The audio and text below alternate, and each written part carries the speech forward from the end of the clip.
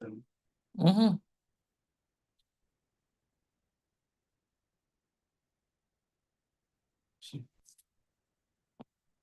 Har rike 12 ɗin gaba da. Hmm? Nace na rike 12 ɗin ma gaba da. Okay, ya karba duka. Da shi ya karba goma sai ɗayan matantan su karba biyu. Okay. Ka zama mai ruwa.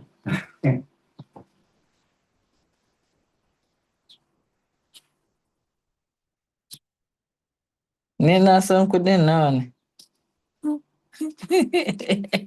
4,800.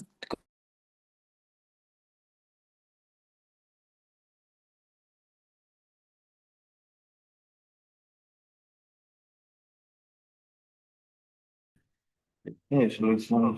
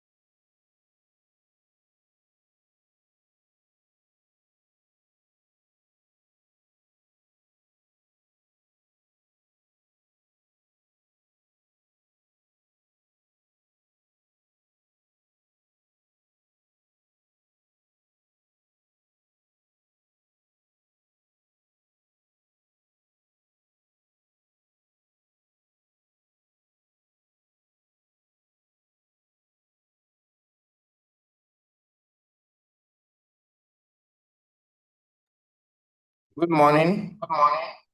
See you. Depending on where you are joining us from.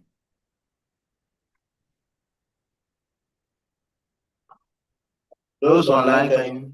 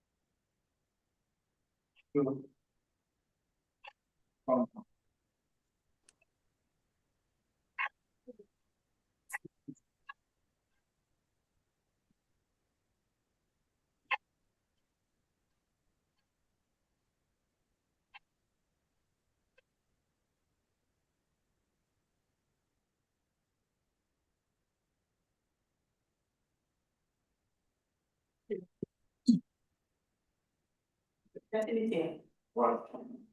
This? Yes. Okay.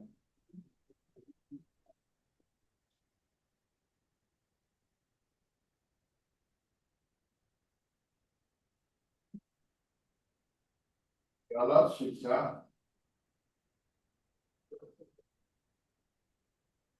Good morning. Good morning. Good morning, sir.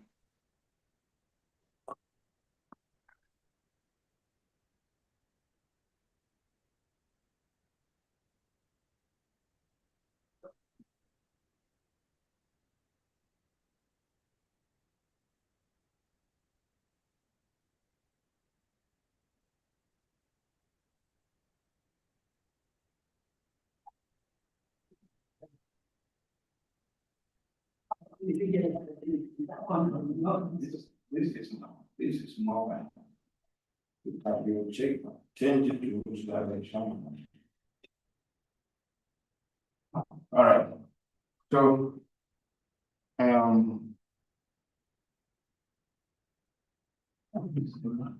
yes,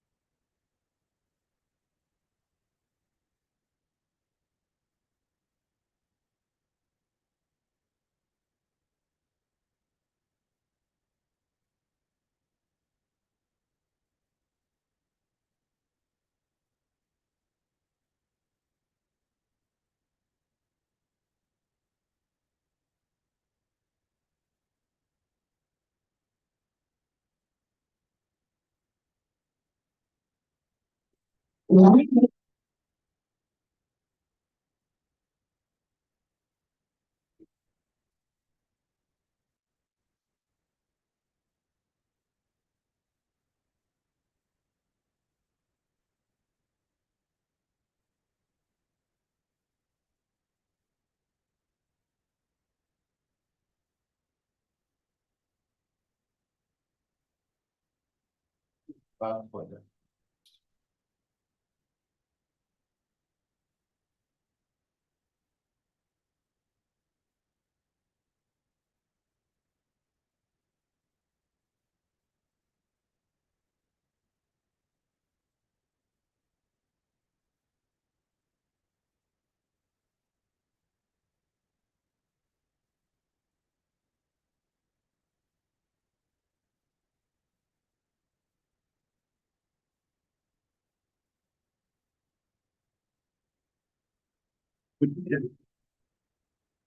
Next is.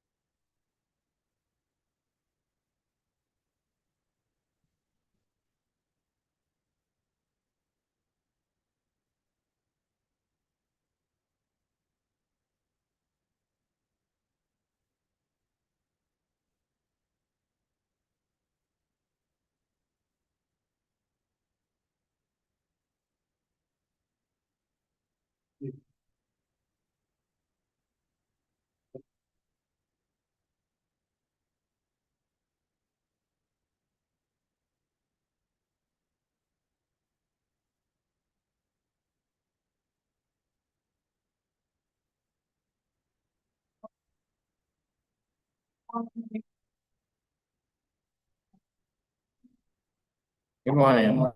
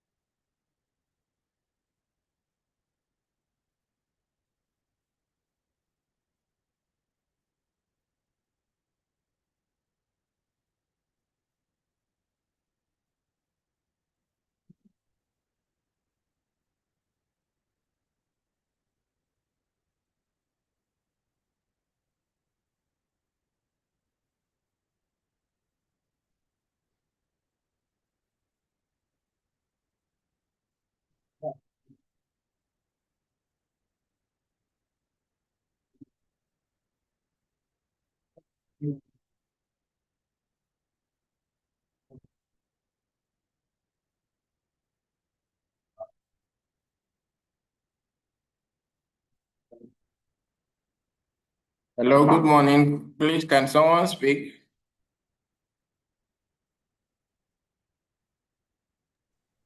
Good morning, sir. Good All morning. right. Good morning. Good morning, All right. for another day. All right. Good morning. Uh-huh.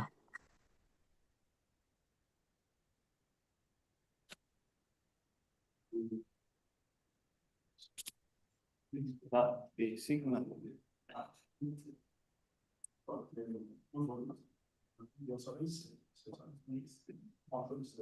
This one will not.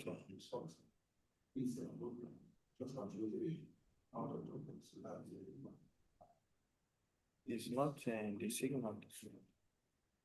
The signal. No, it's not.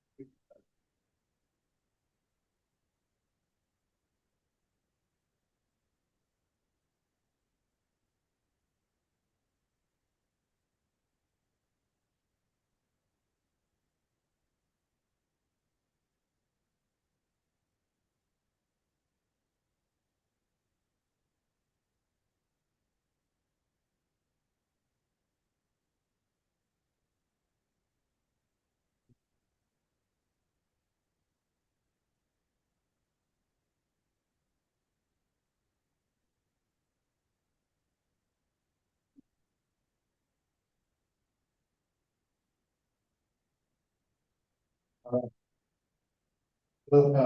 morning.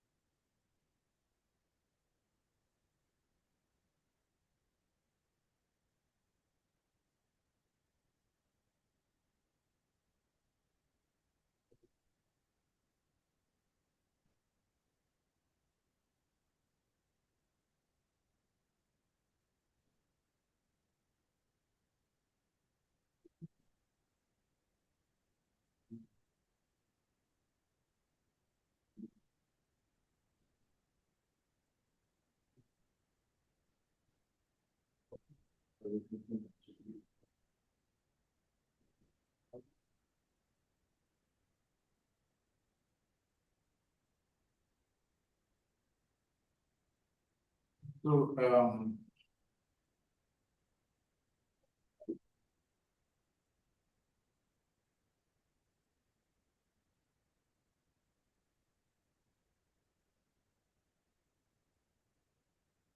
right, so good morning, good afternoon, good evening, from wherever you're joining us from. I am Anjan, and I am the Executive Director of Self-Care House Media Training Institute.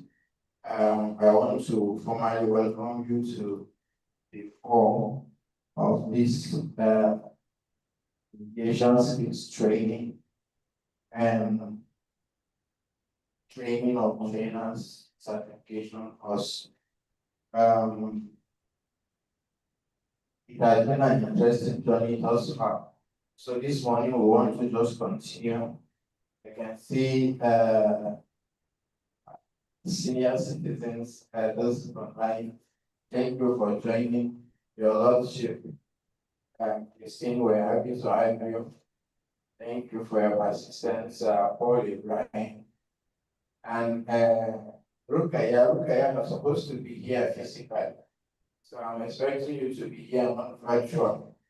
So please try and come around.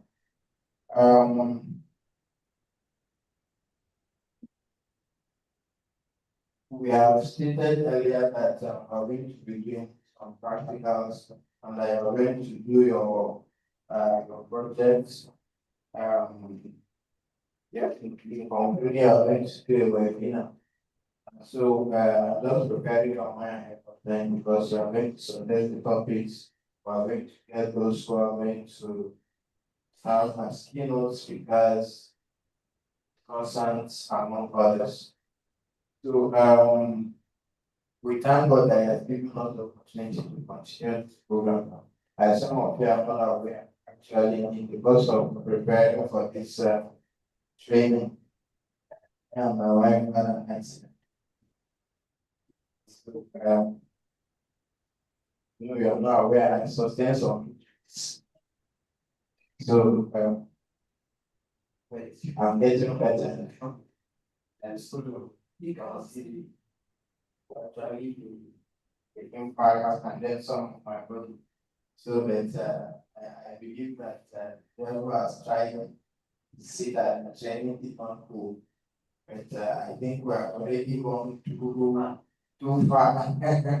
So this is the four we have 3 days to go because thank God for the strength, the grace to still continue because the body is actually painful. So having said so, today we have our facilitator here with us. He's going to continue in aspect of hyper teaching. And we started the conversation yesterday. Today we are going to continue. Please pay attention. This is very, very important. From here, we are going to see how we can get ourselves analyze software, and then you have the training manual. This also where you're going to be discussing over there. The slides you see there is just for, and those online were also shared the same material, page what? Page 18. As you know, you have two materials. If you see the table of contents, you have the one that has to do with the Asian skills, and you have the one for the theory. So the theory, that second part of the content is page 18.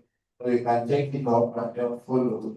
The slide also will just be a brief.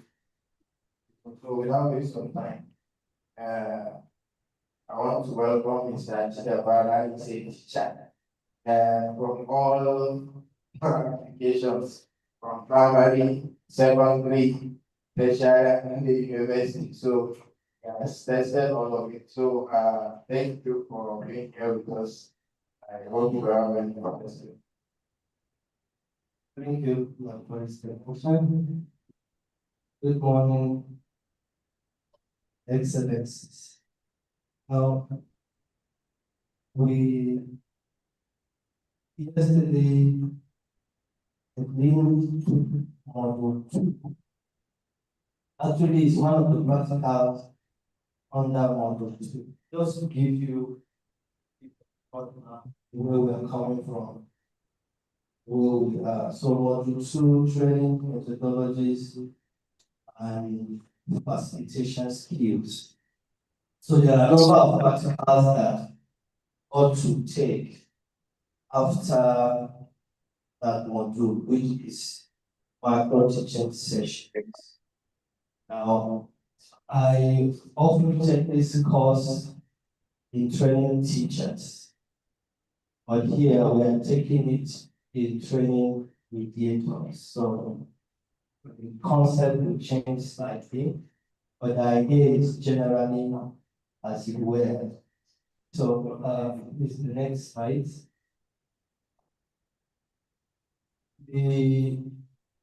Actually, it's the theory of micro teaching that we are focusing on. Today, there will be a time for the micro teaching practical. That it means every participant will be given the opportunity to pick a particular skill and address the possible audience. So there are 4 important objectives we intend to achieve.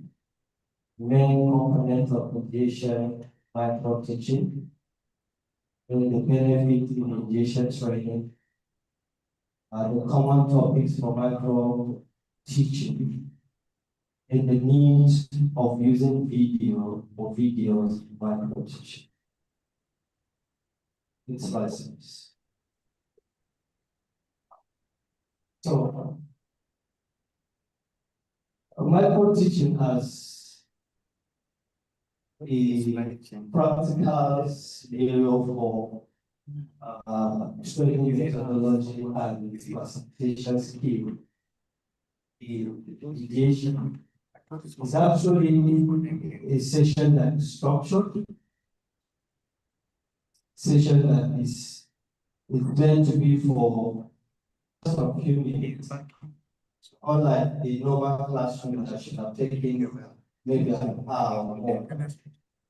Then it is focusing on training scenarios that help the trainers master specific communication.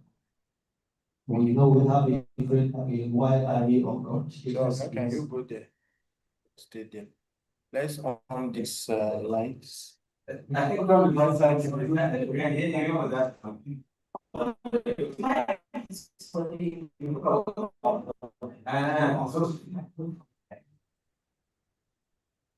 Go ahead, please. Go ahead. All right, thank you. So I was trying to say that the micro teaching actually is to give the trainer the ability to master specific communications.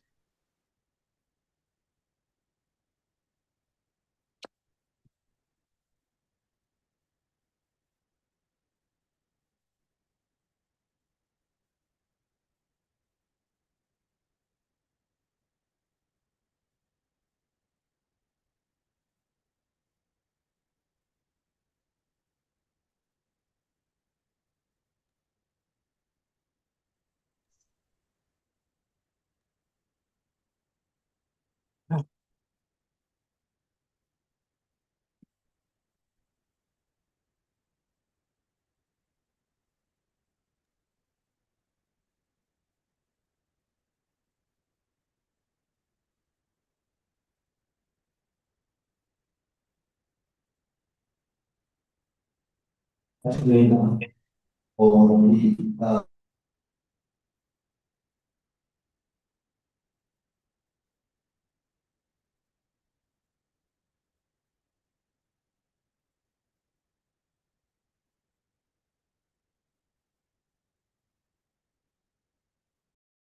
skills like framing, is like focusing, Like I said, our interest is for you to select very few, not very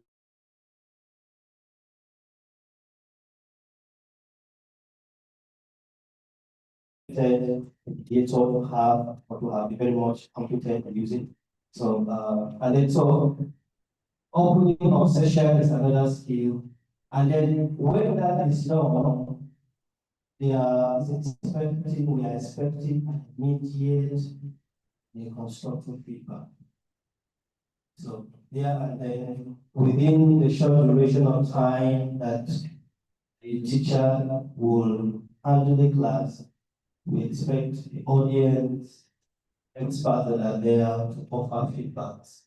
Because we expect that at the end of every session, correction has to be made, and then TV to the next slide.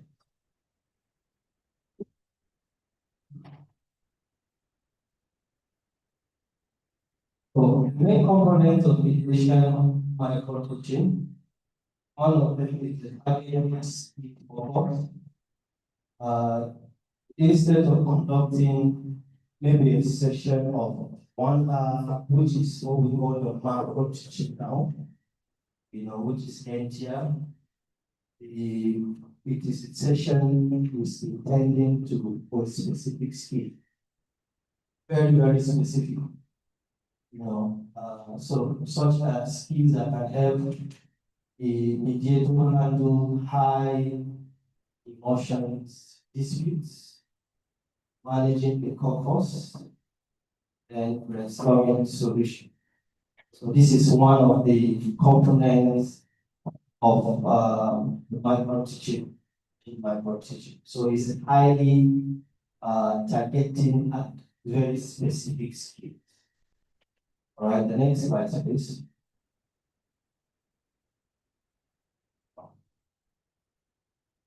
And the second component is micro teaching should be short duration. The range is given because we vary from one person to another.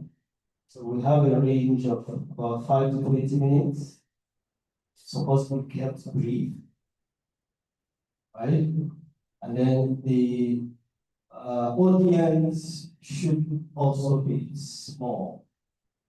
In a normal classroom, we expect participants to be, if the class is not crowded, between 25 to 30, the ratio that can go between a teacher and a student.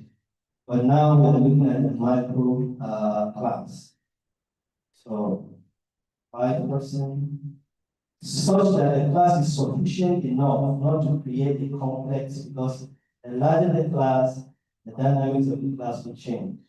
Have larger audience, we have a larger complexity.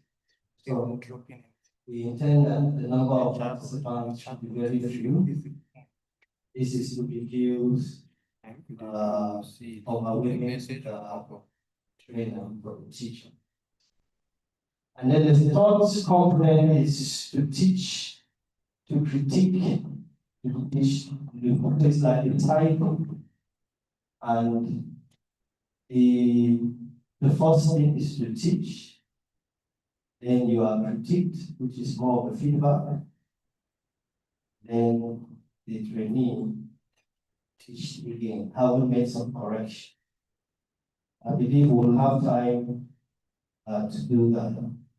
So the course structure of learning, which is actually the aspect that takes much time.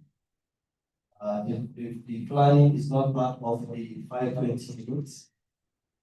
So it depends on which skill. See, mediation skill, is it a conflict resolution skill? It could be mediator trainer will plan. By planning, we mean to select the particular skill we want to teach. Then the teaching session for 25 to 10 minutes. And then having been taught, then observation is made, feedback. From the feedback, reflection is made. Reflection is still the stage of replanning. While you are reflecting, you are replanning, and then the next thing is to teach, then feedback is also made. That's the second time now. At that time, we expect that so much improvement was happening by the trainer. Next one. All right, so here, just to show that it's a cycle, it's a loop. At the point of commencement, expected that you lead back to. So it's a loop. Plan, teach, feedback, reflection, plan, teach, and feedback. So, all right, the next slide. So those are the components of mediation micro teaching. Then micro teaching has certain benefits. The training of a mediator. One is that it gives an immediate feedback. By that it means you don't have to wait. Usually when you're giving assessment, maybe assignment, test, for exams, the taker of either the test or assignment will have to wait for maybe a day or a week. Don't online the month universities. It's not for indeed, you receive feedback, immediately, and there is usually no offense. Since the intention is that we want to try out what we know, give room for wider ideas and making. And so the participants can correct mistakes immediately. So we're expecting that whoever that will take this will expect that we will decide that later if we would simply just take full class at the body and or break ourselves into groups. Decide that later. So and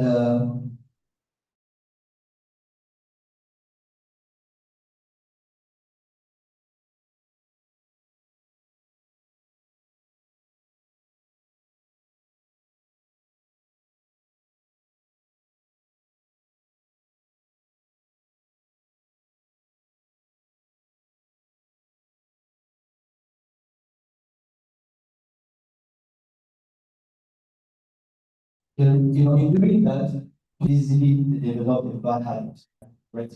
Sometimes we develop bad habit. It's a structured setting, it gives security to the person making presentation. And then the stake is very low. You are not expecting so much that will overwhelm you. The size of the people you are making presentation is small. So there aren't much complexity. So that reduces anxiety. We all know how public speaking can overwhelm person, So when the number of participants are very few, it helps, the training process. Whoever is moderating, it gives you lesser stress.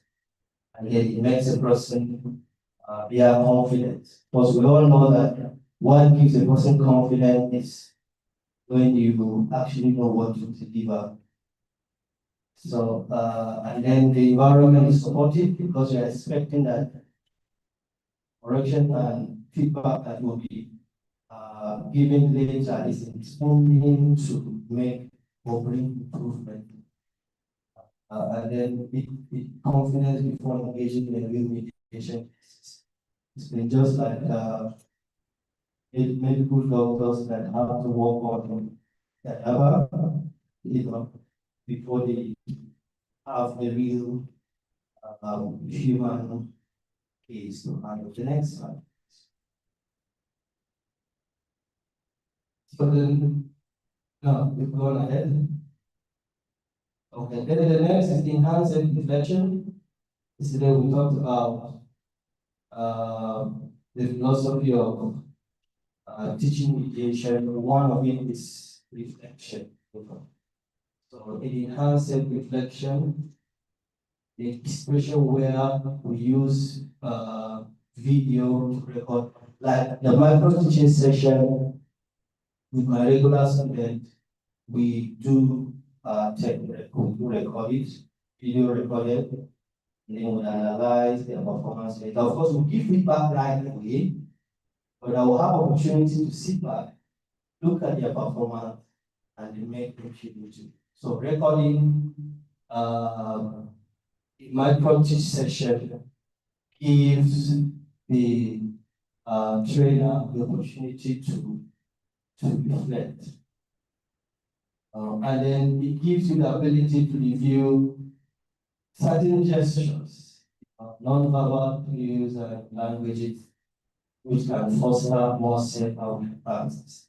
So you have the ability to see how you handle the training session without being to see it. One of my lecturers does this when he comes to take someone in church, his wife is seated somewhere, not just to listen and be blessed, sit there, take note of things that make sense. So after the sermon, she tell him this was not that for him. If he wasn't offended, he won't be offended because I hear it's true. So that's one of the things that is a benefit to micro teaching in mediation. And the fourth one is mastery of techniques. By this, like we said, in micro teaching, there are very specific skills we are looking at, not all of it specific. One of the exercises I would like us to take would be in regards to that. So it allows for breakdown of complex mediation process into a manageable parts, ensuring each part is mastered. So you give the opportunity to master just one part at a time. The next slide, please. So the certain topics or common topics that are usually used in micro teaching. One of them is opening statement. I think we are very much familiar with this. The opening statement is one of the topics to select from. Right? So by this it means the ability to deliver an effective introduction, carrying the very important complaints, and the ability also to explain the process. In opening statement, effective introduction, explanation of the mediation process, out of the things we have to micro teach. And then we also have active listening. By active listening, it means one's ability to empathize with yourself in the personal situation. Then ability to understand what the person is explaining or saying. Right?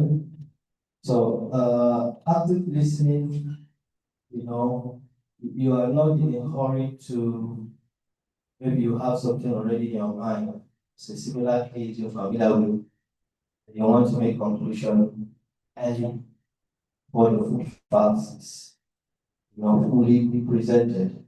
So active listening is a skill that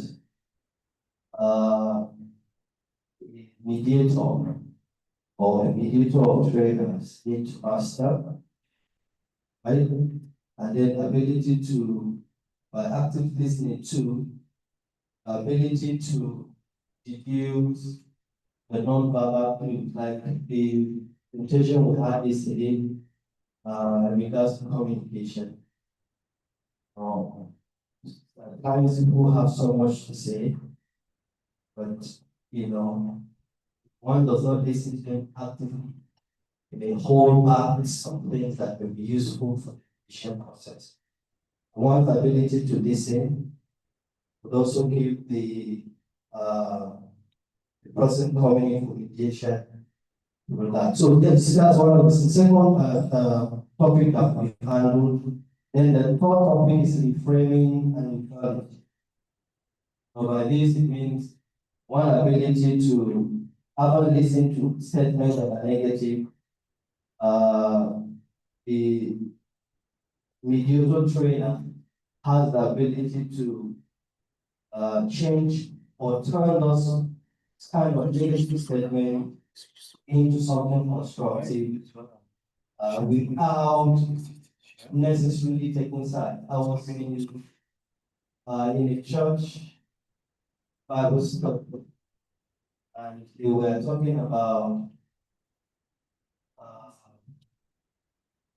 about marriage, and the person making the presentation was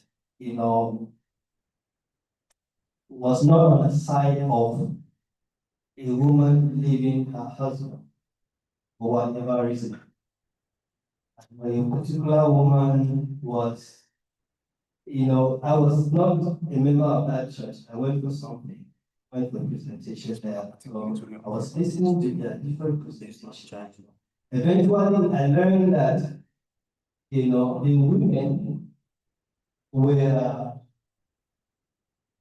you could see that they were very tense and offended, that whenever marriages are going through difficult times, the women are usually the one that's. So the woman asked the question, what happened? Man that asked for separation goes away because he saw a woman elsewhere. Now the man wants to return back. Should he be accepted?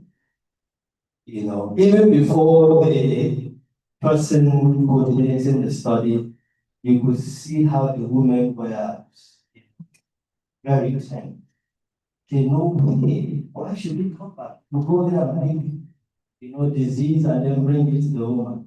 The man must go. And so the point I'm making is that, if the woman is having such a case, of another woman not being treated well, one is not well developed, tendency is that such a woman will not be taken for trial. And if that is debated, we all know that the process is debated.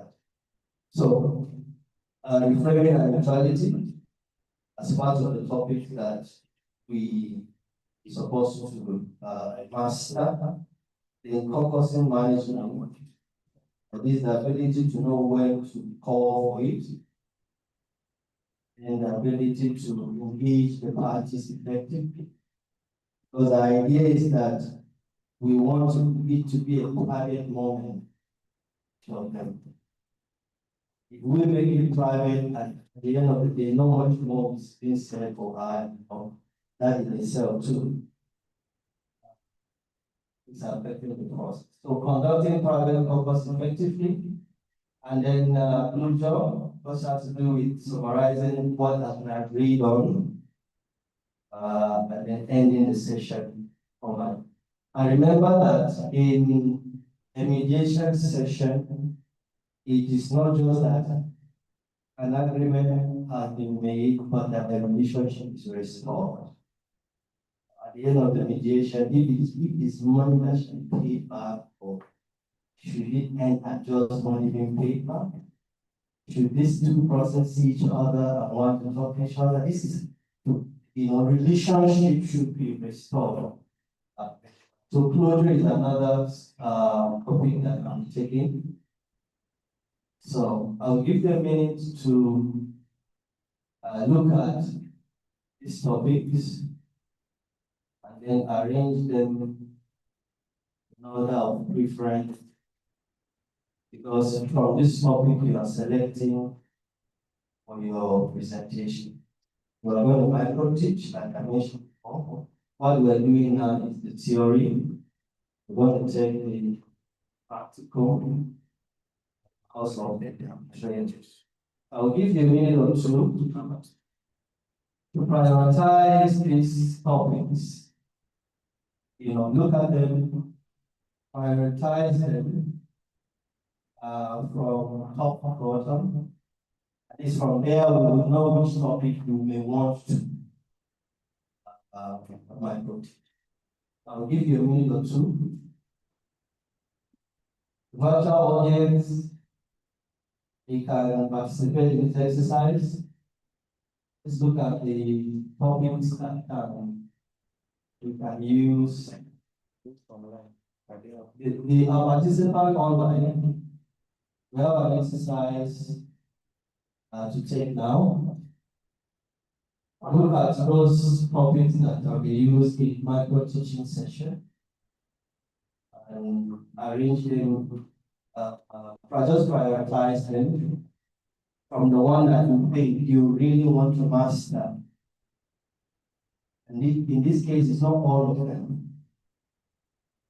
One or two that you want to master, just arrange them from the top to bottom.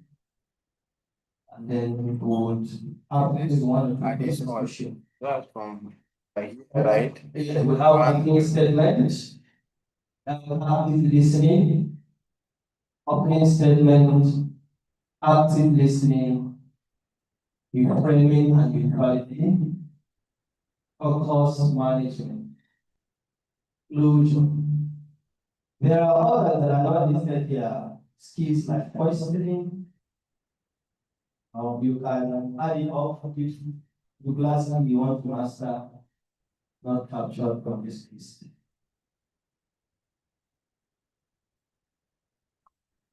Our online audience, I hope you are following.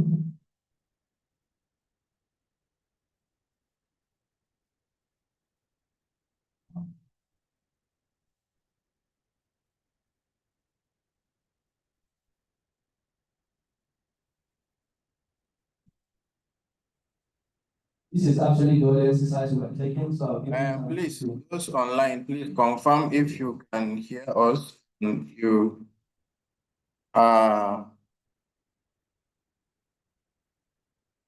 understand the instruction. No. No, sir. Can you confirm?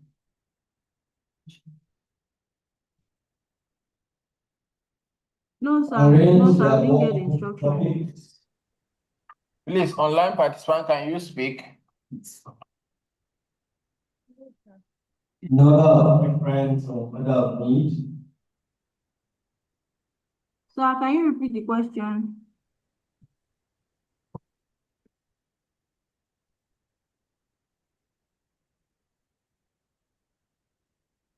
Please, online participant, can you confirm if you can hear us? I can hear you now, but we are not hearing the teaching at all. I've not been hearing. I only been seeing this thing on the screen and copying, but we have not been hearing at all. But I can hear you now. Okay. Okay, you mean you did not hear the facilitator at all? At all. Okay. Please speak. I think he's muted. Can you hear me now? Hello. Hello? I can hear, but it keeps going on and off. So it's just to imagine what is being said in view of the slide. The screen, because I'm seeing the screen. That's just what I'm just going through this. That's what I'm also saying. One can see the screen but cannot hear. Some sentences break off midway. So one is just imagining what is being said. It's not fully clear There at was all. a time the light went off and it has to be restored. So I don't know whether maybe that's the time, but now can you confirm if you can hear? Now I can hear. But the last 5 minutes, I'm not sure I know what was being taught. So I just look at the screen. Okay, so this is where we are. This slide that is being displayed, we are taking an exercise. Topics that can be taken in micro teaching were displayed: opening statement, active listening, reframing and neutrality. So we were looking at some of these stated topics. Each of us have different on how we look at them. So opening statement, reframing, neutrality, purpose management, closure. If there are others that are not listed here that are questioning, you can add it to the list. We want to see our preferences. If we have the opportunity to handle out the macro teaching session, which topic is likely the one you want to begin with. So you arrange them in, just prioritize the topics. We give you some time to do that, and then we'll take 1 or 2 persons to share the preferences of the topics. Because what we are doing now is micro teaching theory. We are going to be taking the practical much later. Give the participant time to prepare for that. This one will not do practical. No, it doesn't work. Everybody wants to one. Please confirm if. Please confirm online. Yes, that's the theory. Yes, confirm again. If okay, can you hear me? Online. Online.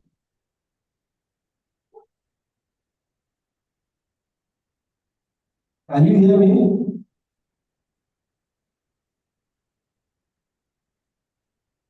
Can you hear me online? Yes. I can hear from my end. It's very faint. We can't exactly hear, but we hear you talking, but we can't understand. It's faint, please. Okay, so let's leave the mic. Okay. Okay, so maybe we'll use without the mic. Let's see. Okay, what about now? Can you hear me? Very well. Now. Yes. Oh, that's right. That's okay. Okay. So sorry for the disconnect. So we were actually trying to take an exercise from the last topic we took on the topic common topics that can be taken in macro teaching. So these topics have been displayed. Our interest now is to see your priority. We want to see your percent priority as far as these topics are concerned, bearing in mind that these are the topics that are being used in micro teaching. As a trainer of mediators, the mediator process has the range of these skills that are needed to have a very successful mediation process. These skills are required. So we intend that micro teaching will give you the opportunity to master 1 or 2, just very few. So we have them listed, as you can see in the display: the opening statement, the active listening, the reframing and neutrality, the caucus management, the closure. If there are other skills that is of interest to you, you can add it to the list. So arrange them according to your preference. We want to see the uniqueness of our preferences. Put them down, then we'll take 1 or 2 persons' preferences.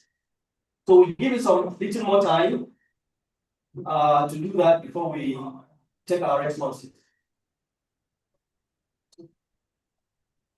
Do we have anyone that has completed the arrangement? Maybe we'll begin with the physical participant. Then we can ask the online participant. So do we have any? Okay, yes. You can come.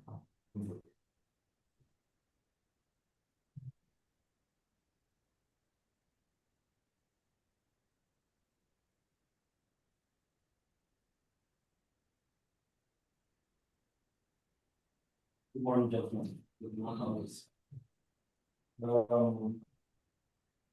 My preference, I think, is to start with the business statement, which is good from very active listening. Can you be a little bit louder so that others? My preference would be to start from opening statements, active listening, then questioning. I deliberately included questioning, yes, and then reframing, if any, and be neutral, the discussion, and then campus management if required.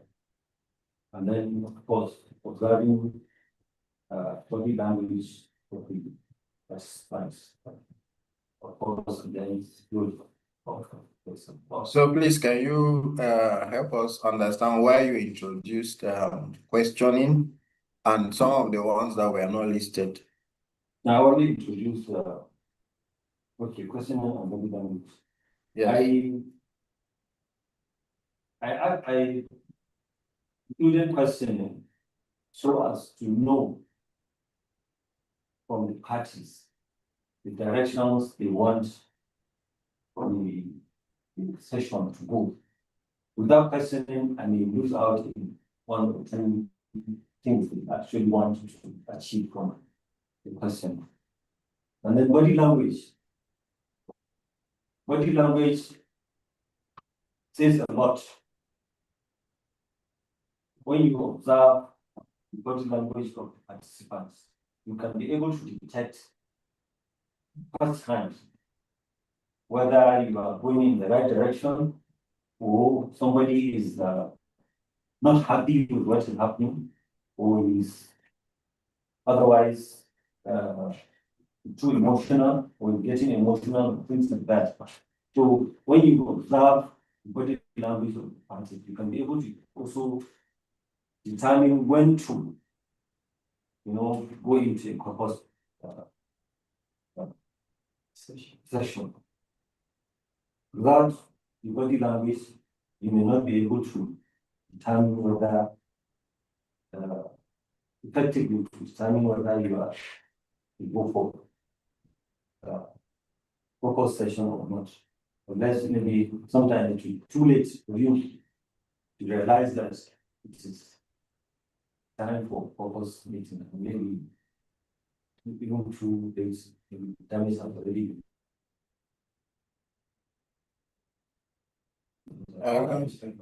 Okay. Can we separate body language from active listening? Yeah. Body language is the mannerism of the person. While active listening is listening to him, what he's saying verbally. So this is verbal, is just facial demeanor. So that is, I think that's the difference. You listen to what the person is saying. He can decide to, he may be saying one thing, but his face, saying the other thing. Yes. If you don't observe the face, you may not get the true truth of what he's saying. But I am thinking if I'm actively listening, then I will anything No, I can turn my back like this. And you will be smiling. And I wouldn't know when you are talking. You understand? Well, let me give an example with myself. Can you tell my countenance now? Not with your ears, that's what I mean. Not with your ears. Whether I'm smiling, or I'm frowning, or even crying, can you tell? You can't. So that's the difference. Observation is key in this process. They're not active.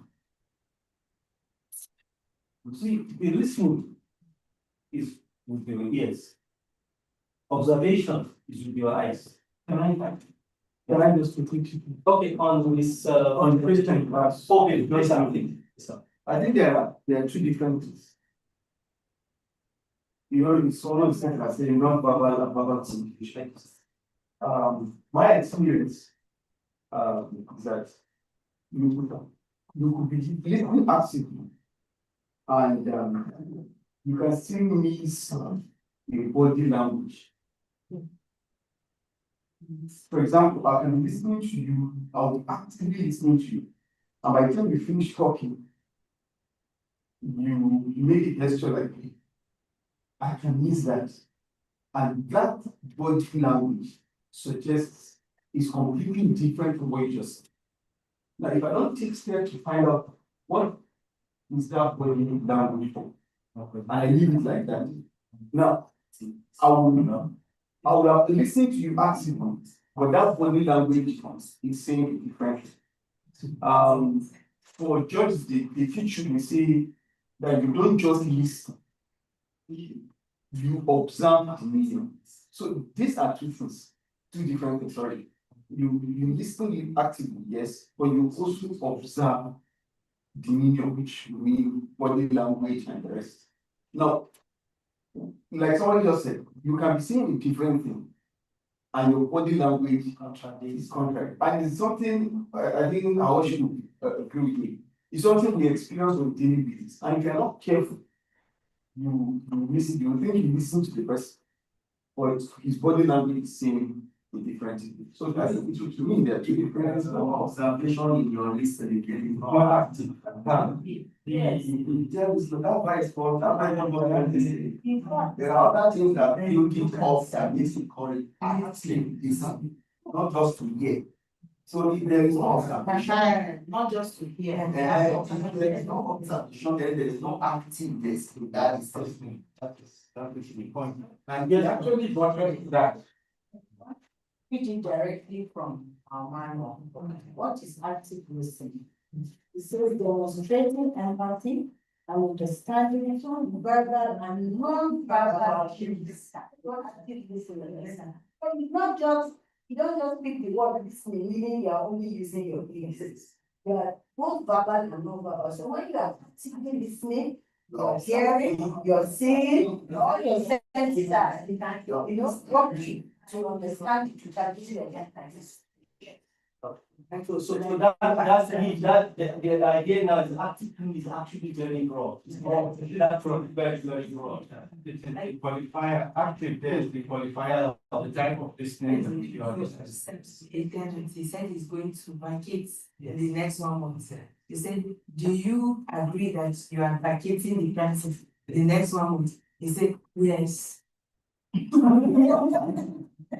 That's what he said. He said, yes. So if you were not watching his head, he said yes with his mouth, but his head was saying no.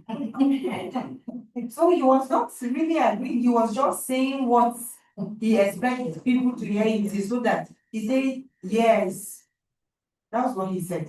So we had to ask him again before he said 1 month is not, yes, it's not enough for him.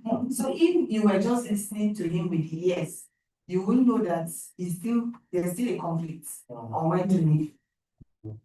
So you have to observe everything too. Thank you, sir, for bringing the eye. So that's Question. We need more. yes, we'll take more. But the idea now is when you arrange the skill that is at the top of your list is the one that you are less mastered. You have less mastered. I want you to have that. The one that is at the bottom is the one that you are fully mastered. That's what it is now. Because when you want to teach something that you have mastered, in macro teaching, we want to master some skills. That's the idea. So I expect that what you have at the top of your list is the one that you are less confident of. Yes, now. What's the point now? That's how it is. So if you list out the one you master so well is the one that is at the top. You are simply it's something that you wouldn't even bother because you know it so well. So let's just see your presentations. He said close your opening statement, which I believe we have, is something that at the course of this training, we have done it, so can we take more of it? Okay, so for me, since you said the one that is at the top is the one that we are blessed master. Yes. For me, it's called consumer management. Because based on my own job, we hear parties at the same time. You don't do private sittings. You don't sit in the absence of the other party. They have to be there. So sitting in the absence of this person means that's for litigation, by the way. It means the other party was not happy. So but for mediation, you can actually go into private session. So for me, it's a bit challenging because when I'm hearing this side privately, I may be like, they said you have to tell them that it's confidential. You will not disclose to the other party unless they agree. And then what I'm used to is everybody will hear what everybody is saying. So that is a bit of a challenge for me, since I'm used to everybody doing everything at the same time in open court. So that's what I feel I should master. Yes, because you have to listen to them. You can go to course meeting and then you have to manage it in such a way that you have to be diplomatic. Even in the private session, you'll show that you don't take sides, you are not taking sides. And that's actually, in that situation, that's even what is more important, because that's when you manage the conflicts. When they are in their private, when it's in the private session. So you have to be diplomatic, because at that point, they might want to draw you to their side. Since we are now having a private session, I might want to come out with some funny details that are not even related, so that the mediator might take sides with me.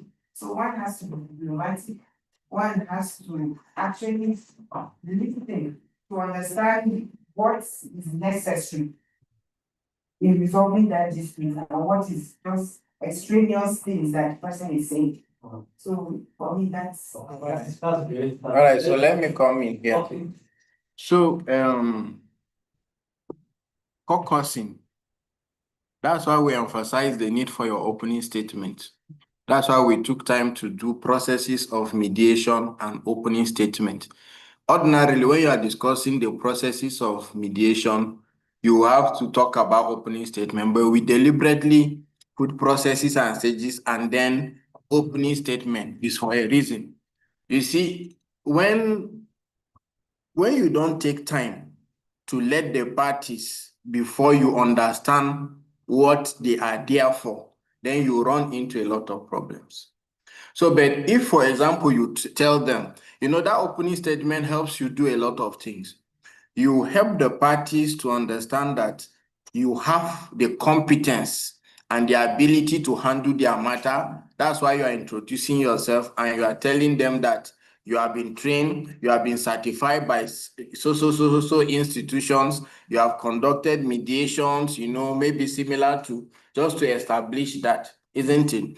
Now, after that, you are now trying to also find out from them whether they have attended any mediation sessions. So irrespective of their answer, it's just formality, whether they say they have attended or not. Now you take your time to explain to them what mediation is and the processes involved. And so you tell them that, okay, first, your role is you are not a judge, right? So that because some of them will believe that they are just waiting for you to give your decision. So if that is the mindset, even when you are saying talk, explain, asking the question, beg, just do this till let's go, right? So if they understand that they have the right, the principles of mediation, you explain to them as to confidentiality, self-determination, their voluntariness and all of those things. You explain the one after the other to them so that they know that their right to remain and to leave is absolutely at their discretion. At any point in time, they can leave, so that they will know that if they decide to stay, it's at their way, because they are going to be doing the discussion. They are going to be identifying the issues. They are going to be the one to pick the issues one after the other and discuss it. They are the one that will now craft a solution that befits them. Everything is on the parties. The mediator is just there to facilitate and assist them. Do you understand? So if you take time and you explain your opening statement and you tell them that you have two sessions, the joint session and the caucusing. The joint session is where we are now. But you will tell them that there will come a time which I am the one to determine that I may want to speak with either of the party privately. And when that time comes, please don't think of anything. The thing is that I want to discuss with this party confidentially and to understand his own reasoning and perspective concerning the dispute so that it will help me to assist. Do you get? So, and one important thing you do when you are going for caucusing is to engage the other party. Ask him question, for example, how will it feel like, assuming you settle? Can you think of maybe the possible way we can go about addressing these issues so that the person will not go and sit down and will be watching his watch? This is 5 minutes. This is 10 minutes. So if you give him something to be a task that he is thinking about, then you can have timing. So, and ensure that when you are having time, if you do 5 minutes here, do 5 minutes there, so that it will not be you just do 2-3 minutes and then here you are doing 15 minutes and then it will start raising doors. So your opening statement is very crucial. After you finish, it is the time for you to also set ground rules. Tell them what you are to do and what you will not do. Like your the notes you are taking. Professionals are divided. Some say, like one of our faculty member, Mr. Lloyd Committer, though he's late, is the founder of Mediation Training Institute in United States. He says that he doesn't destroy his own notes. He says he will not destroy his notes. So they should not even bother themselves about it. He's not destroying it, so, and he will tell them, right? So, but other professionals are saying no, because of confidence. Say it is his notes and he's confident. He will keep it confidential. It is information he uses, for the purpose of the mediation. So ideas are divided. So if you are going to shred your notes or destroy them, let the parties know. If you are not going to destroy it, let them also know. So explain to them, let them understand what they are into, at the mediation table. And then I was in a mediation session. I was a party, and then they said I was the one who brought the matter, for example, and then the mediator wanted to start with the person I brought. I said, no, sir. No. You cannot. I am the one who brought the concern, and you should hear me first. You shouldn't go to the other party that I brought to hear what you should hear. Why did I bring this person? So you tell them that although there is no particular order or way or who should start, but I would prefer to hear the person who brought the complaint first. When you tell them like that, you have clarified so many ambiguities. So when the time comes, the person will say, is it that you like this person? That's why you're asking him or her to start, or things like that. So opening statement is very crucial. And then when you finish explaining to them ground rules, if you listen to some mediators, what they do is that they'll tell you, please, you off your phone, you don't answer call, you don't do this and this and that. As opposed to that, I am of the professional opinion that when it comes to time for ground rules, setting ground rules, it should be collaborative.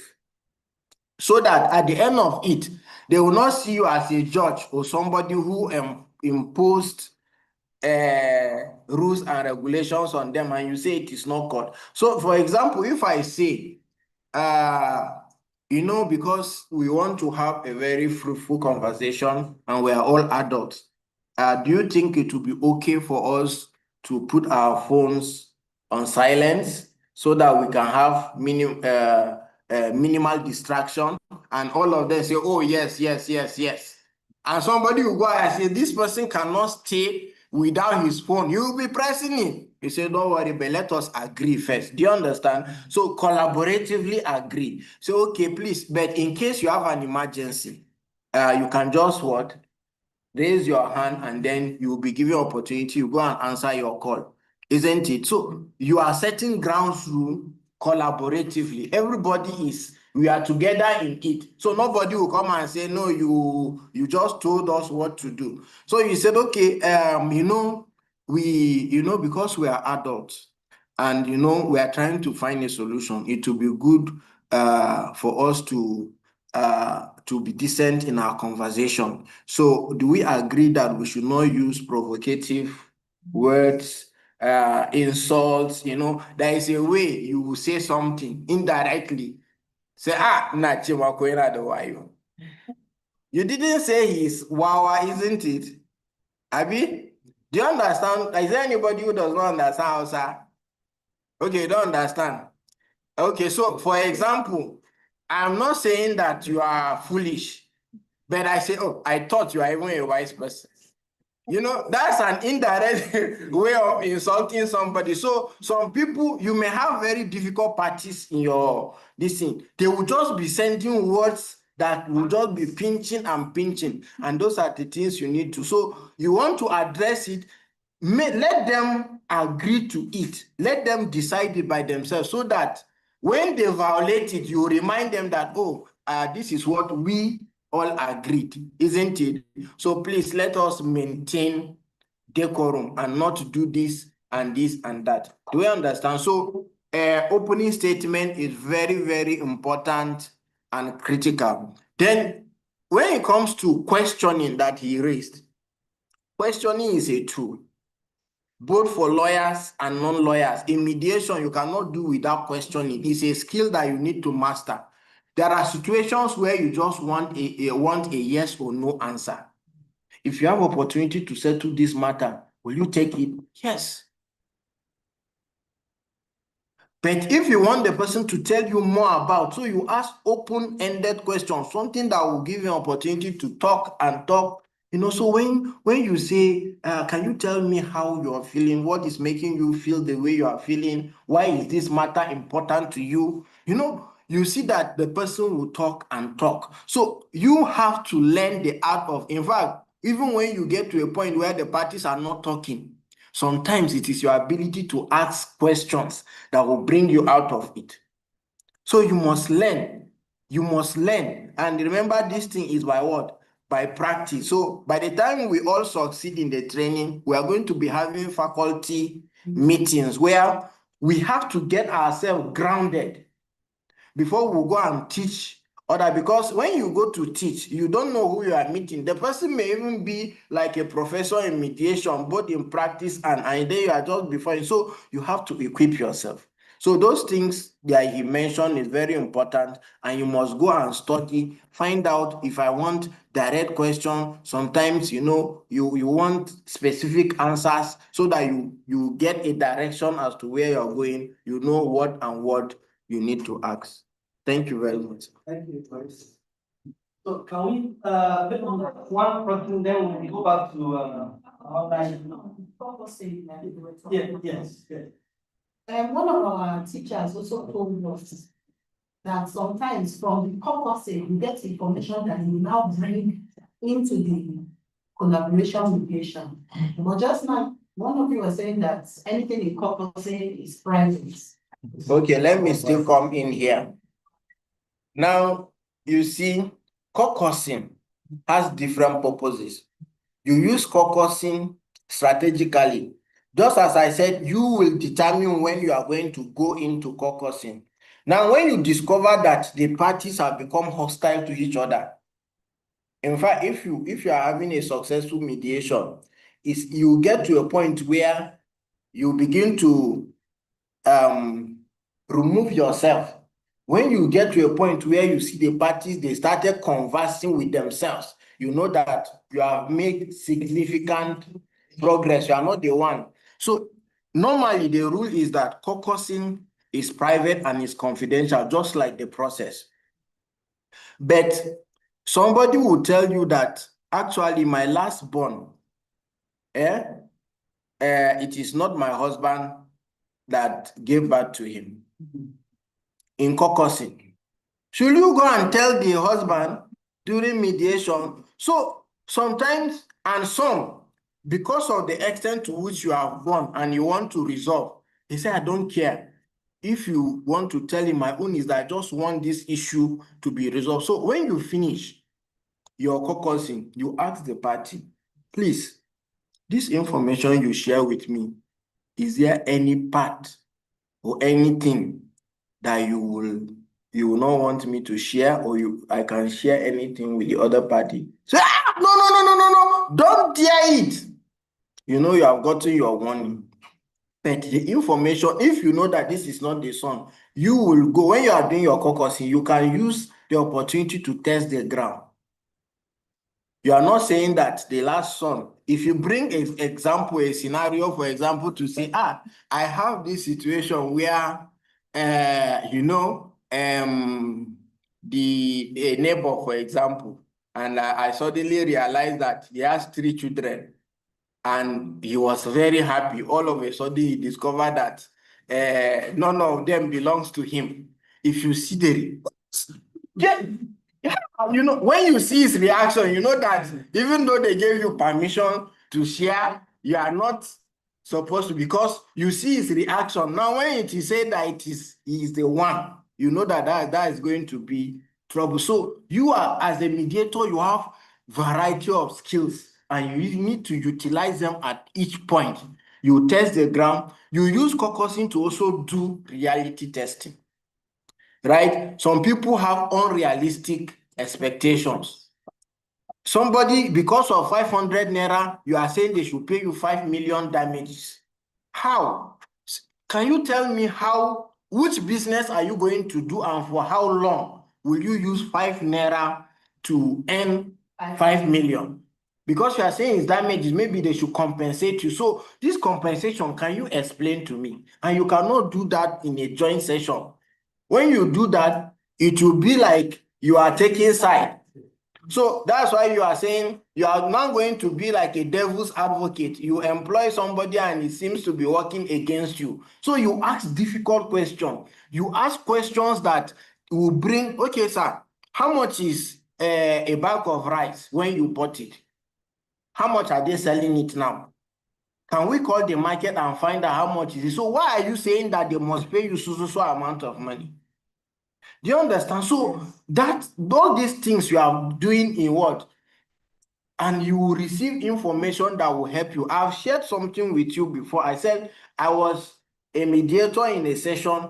When I got information, the defender was willing to pay almost 100%, 50% more than what the defender was willing to. And I say, okay, if this person has realized and is willing to pay, let's say 50,000 instead of, while the defender is asking for 25,000, that is an information I received in caucusing. It is me, the mediator, that knows it. So when I come, because of the information I have, I could have asked any of the parties, Mr. Plaintiff, considering this dispute, what do you think? What do you think? What would be a reasonable amount for you to accept as compensation? And you can easily say, maybe you should give me 25,000. But because I had the information and I know this person is willing to pay more, I started with him. I said, please, in an effort to help resolve this issue, please, what can you do to assist in resolving this issue? Say, okay, maybe I can give you 50,000. When he hears 50,000, you know that he will jump at it because he was not expecting. These are information you have received in caucusing. Okay, you have a question. Not taking sides. No, it's not taking. You see, the person who was brought for a reason. Now it is the person himself who said he's willing to do this. He's willing to pay 50,000, for example. Meanwhile, in caucusing, I realized that the plaintiff or the person who brought the matter is willing to go as low as 25,000 naira. So what should I do? I should not allow him to accept 25,000 when the person who committed the offense or the person who they brought, he has realized and is willing to pay 50,000 naira. Do you understand? Yes. That does not bring that's reduce neutrality. You know your role. Okay, I'm just want to add that is you know your role is to facilitate and to aid them to come to. Now that's in fact if you're aiding that process, okay. And you but if you really want to just save house, like I think that's very good problem. So you aid you really want to save themselves. Yes, all right. Thank you. Thank you. I think we are already serving each other with what to teach already. Yes. So as it is now, we have two top skills. So maybe three. Means that we are questioning. Yes, I wanted to hear Barista, then I'll come back to. So the online participant, are you with us? We want to hear your response. Yes, sir. Let me hear it. They should. Yes, we are. I'm speaking from the. Yes, do we have any participant who respond?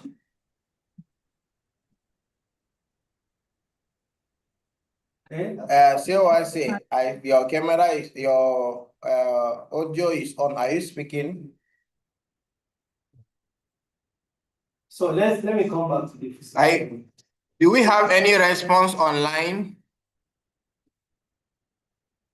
Kindly say something you have or you do not have, and if you have been following.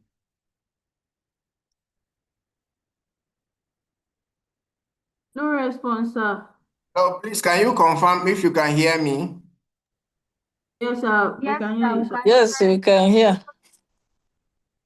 Okay, so you have been hearing all that we have been saying? Yes. Yes, the last 10 minutes or thereabout. Okay, so do we have any response to what we are saying? Do you have anything to say, any contribution? Your own arrangement of the skills, as you can see on the screen, from opening statement to active listening to reframing, neutrality to caucus management, closure. Are there anyone that you feel should be a top priority for you as a mediator? Trainer or mediator. Yes, Mr. Paul has been silent today. I've not even heard his voice. Yes, my lord. Yes, Are you saying something? Yes, I just wanted to say something about caucus meeting. I hope I am being heard. Hello? We can hear you. Go ahead. Okay. I said just to add a little emphasis on caucus meeting, especially when it has to do with custody of children. There are times that during mediation, it will be necessary to take the children away for a chat and get the parents also separately. So that will amount to having like 3 caucus meetings with the children separately, with the father as well as with the mother. All being done separately, and then one could harmonize. But for the children particularly, there is need to emphasize the issue of confidentiality so that they will have the at least let them be relaxed to be able to talk with you, the mediator, and then you can see how you will help them. especially where one parent is having full custody and denying the other parent from visitation and the like. All right, thank you so much, my lord, for that wonderful contribution. You should have told me there's no time.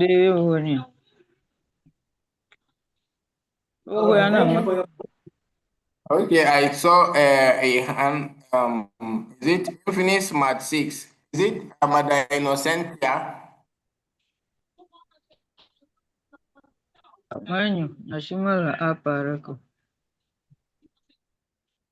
Is it Innocentia? Are you the one? Are you speaking? Okay. Okay, Mr. Paul, please. Go ahead. I can see your hand up. Okay, thank you very much. I think the facilitator, I missed most of the common topic in micro teaching. I didn't get that at all until maybe when you came up, your voice was louder and we were getting everything you were saying. But for our facilitator, I didn't get those common topics in micro teaching because it was not displayed on the screen. You can see what is being displayed now is the first topic he started with. So all these ones are missing. You cannot see anything on the screen, sir. I can see what is on the screen is in the second one. That is the first one, I mean, or the benefits of a mediation training.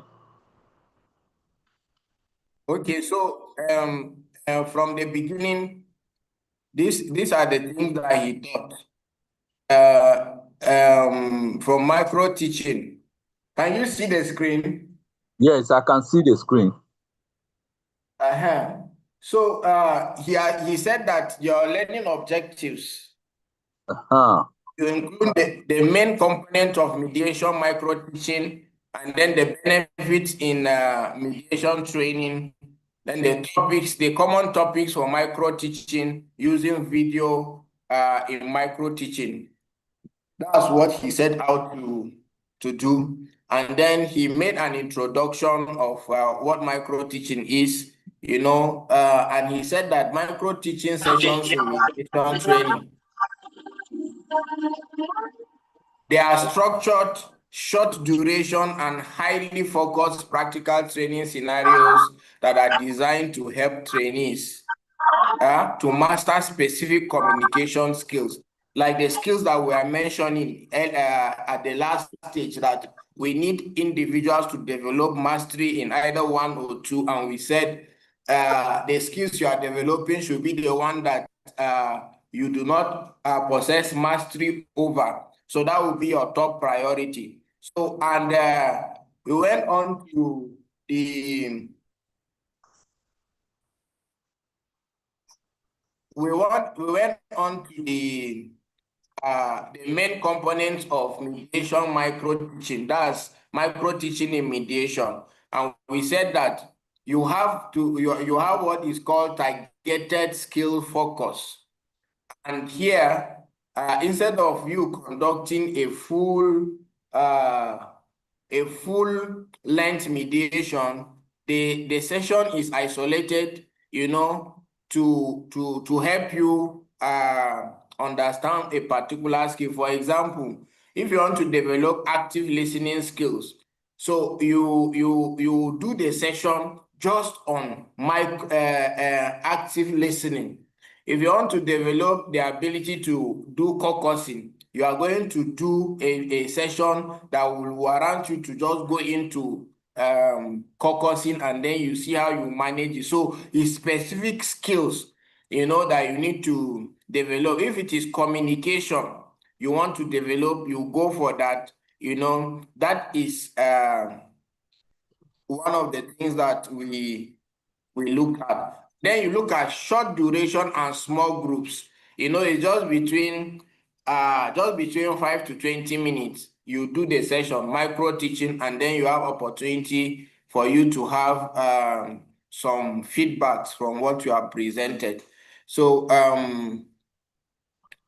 then they teach critique reteach loop. They said this course structure involve planning, teaching, observation, feedback, reflecting, and replanning and reteaching. So when you do your micro teaching, you first you have to plan, what am I going to teach on? How am I going to go about teaching it? Then when you plan and you make arrangement, you now come to a point where you are going to do the micro teaching itself. That is the teaching itself.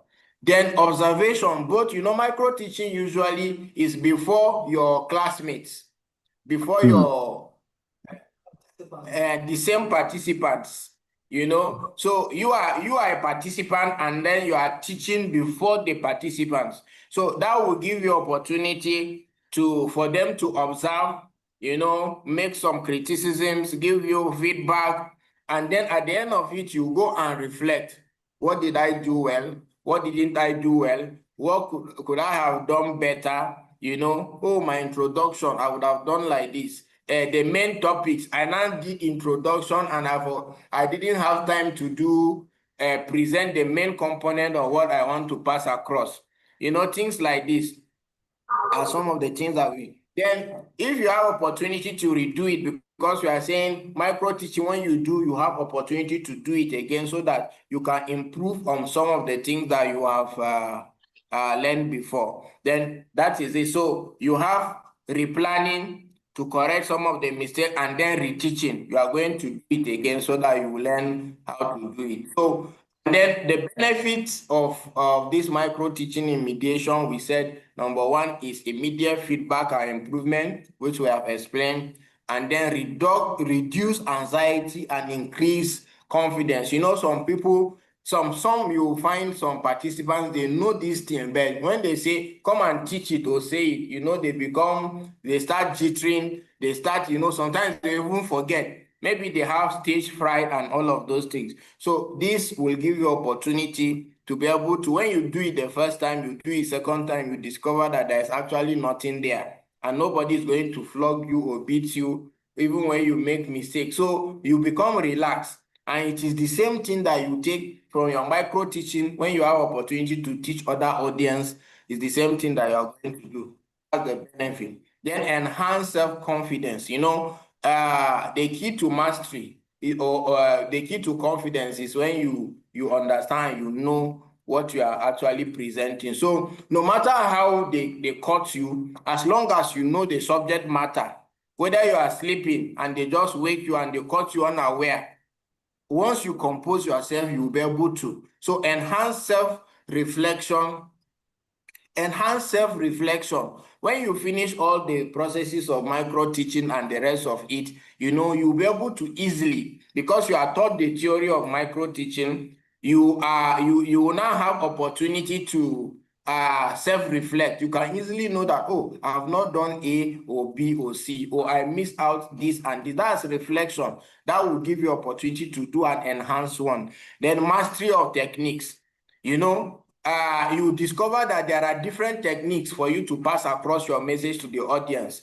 You know the one that works for you. You know the one that does not work for you. And as you do them, you develop mastery over them. So you will be able to identify. You don't need to copy somebody else. Just be yourself. Develop your own strategy. We have different mediators with different styles. As you grow in the profession, you develop your own style. Other people can decide to copy your style if they like it, but don't understand what the thing is and then use your own. Like one of our teachers will say, she said that English is nobody's language, that you should learn it, know it, and then use it the way you like. That's the important. So you can twist it anyhow as long as you know it. So that is the thing. That micro teaching gives you that opportunity. Then some of the common topics that we look at in mediation, these are some of the things we just concluded with. We said you have opening statement, which we have extensively spoken about. You have active listening. These are some of the skills you want to develop. You have reframing and neutrality. When somebody say you must be very stupid for saying this thing, it is your role as a mediator to see how you can remove the toxic elements in the this thing, and then convey the message in such a way that the other person will not react to it. Because if you say you are very stupid for saying that, it may be the response will be a slap.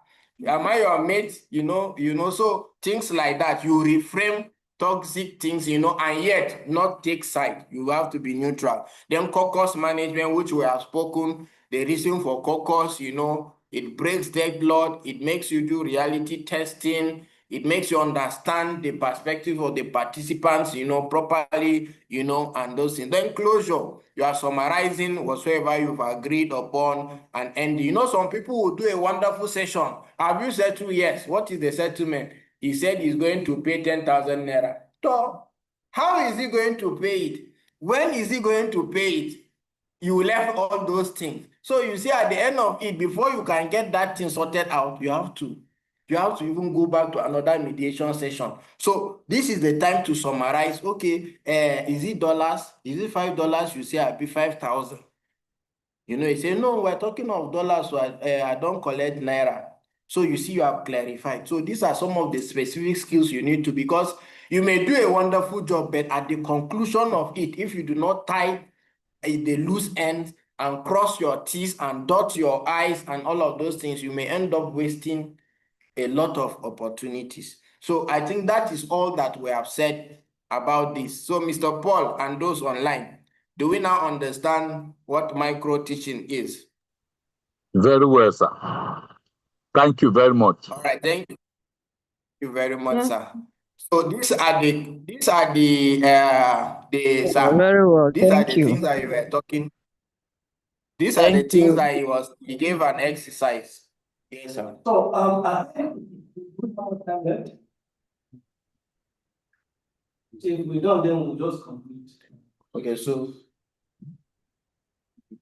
So, I don't know, can we still give the audience, the virtual audience opportunity? yes, if they have. So if you have, the exercise indicated that you prioritize these common topics that are used in training of mediators. You can prioritize the topics. I was trying to explain that the topmost topic is the one that you are less mastered, and then the topic you have at this topic is the one that you have best mastered.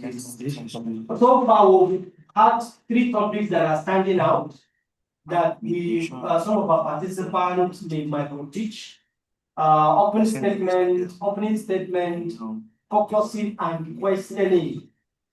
So it means that I'll be looking out for participants, because when we will be taking the practical, what it means is you're going to pick a topic and you will deliver in 5 minutes. And since we expect the feedback, so which means the person, whichever topic you are selecting, because we give the opportunity to select the topic, they will make a presentation in 5 minutes, and then we'll have feedback.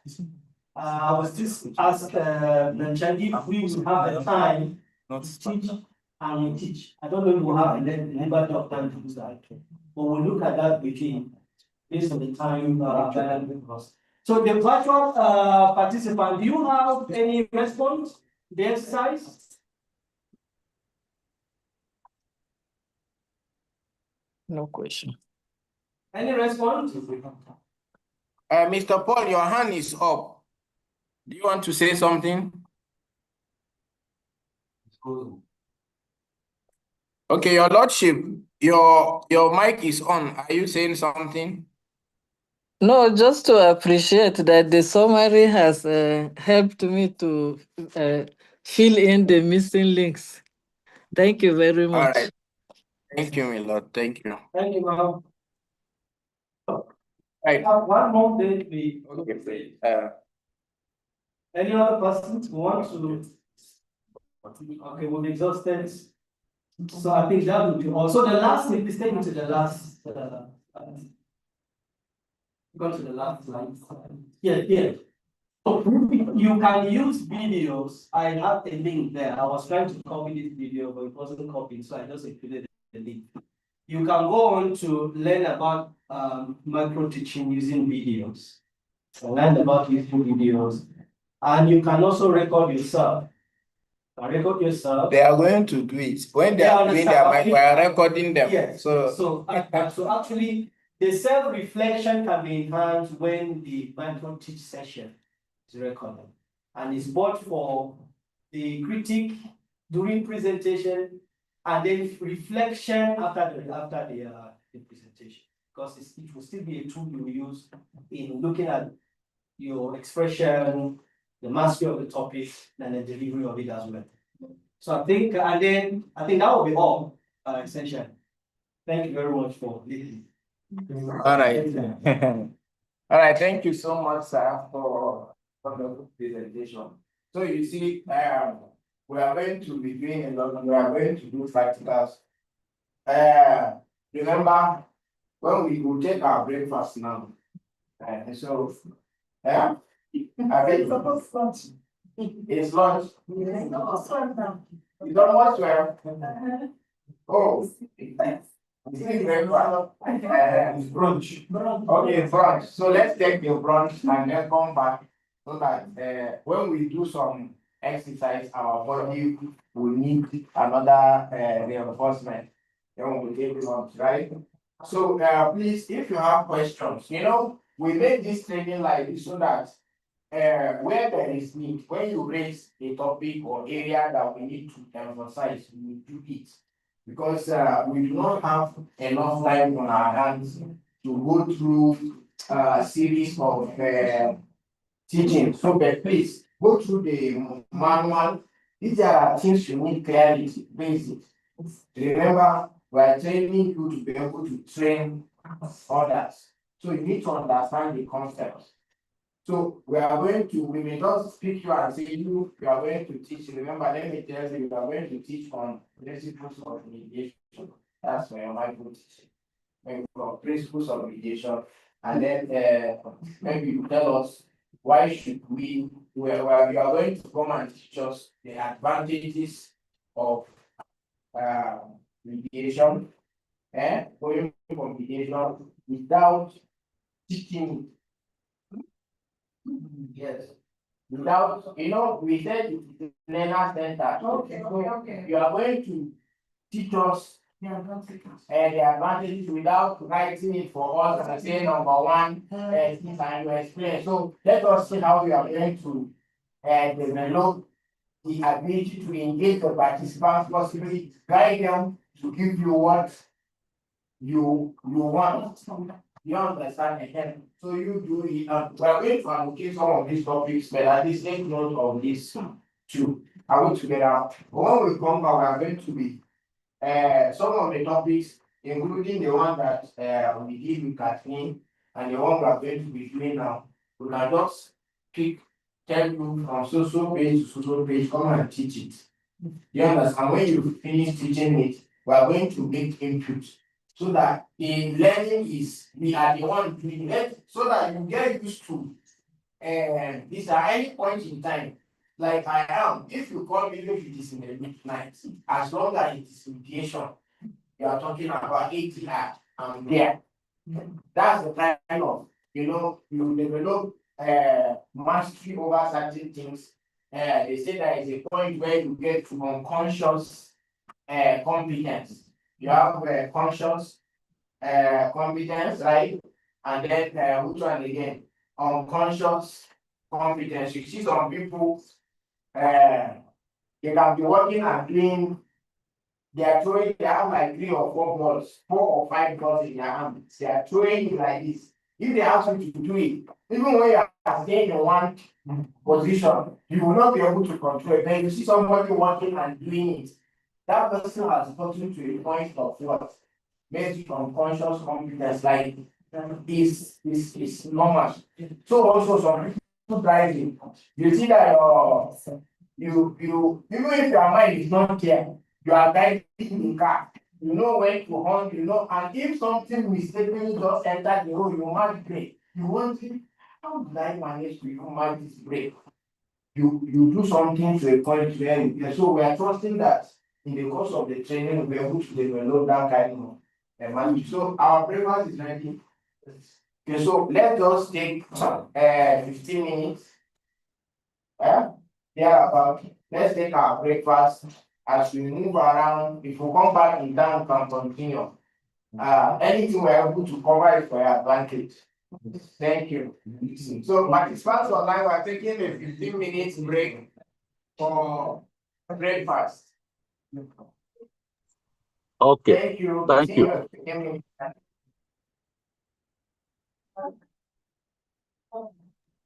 No brunch.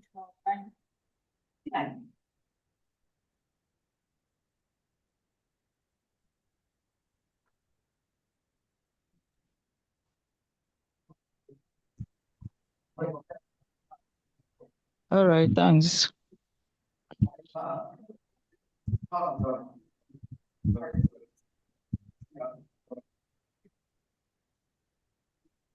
Over 15. 15, 10 here. 64. That's 11 4. So by 11 9 or 11 10. 11.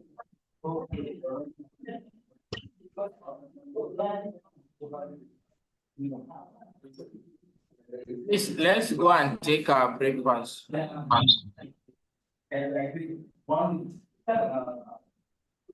All right, sir. Thank you. Kokora. Boy.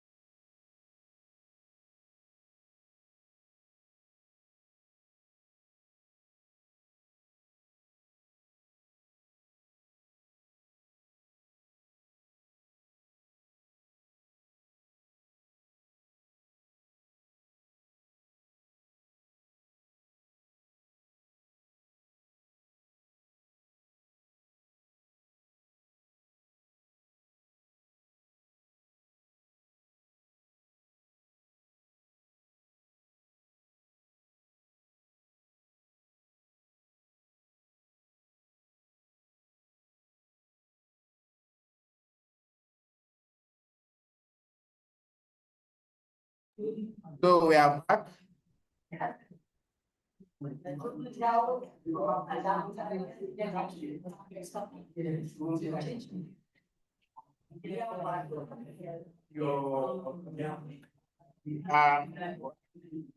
Please, others, people who are not here.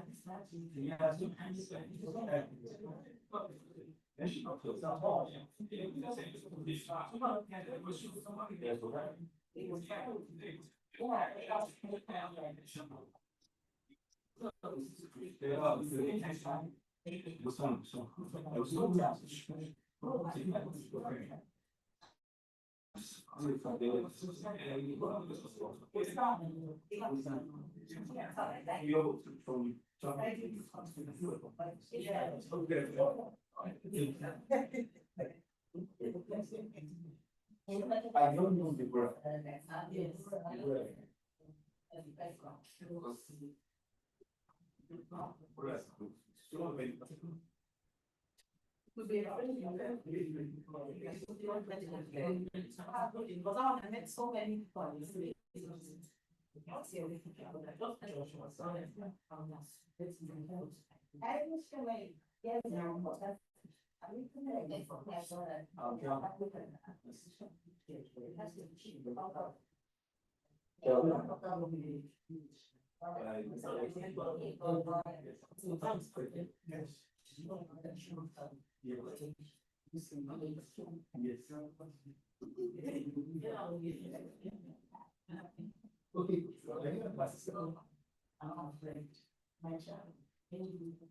So maybe family events.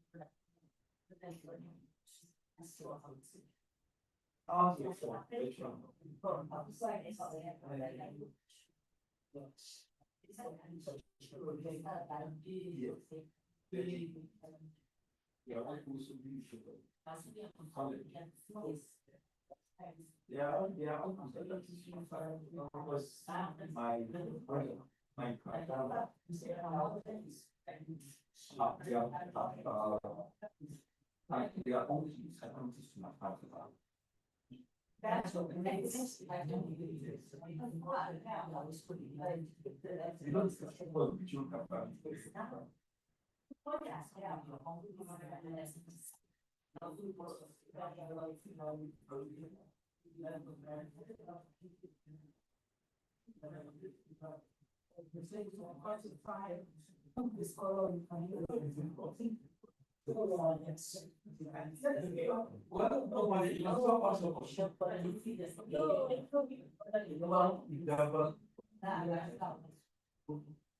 And then I was doing the work.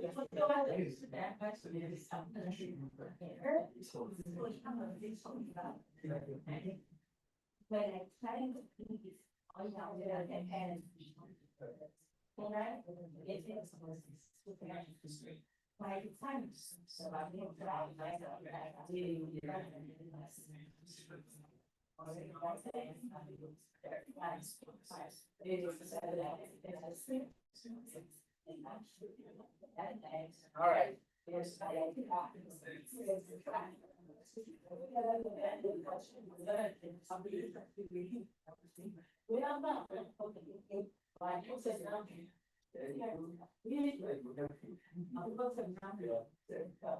All right, so let us. Oh, okay, so can you hear us? So we are going to go into the next session, and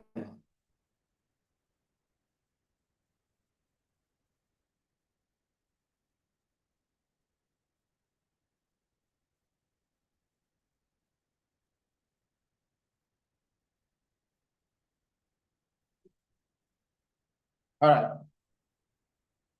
So we said we are developing, we want to develop specific skills.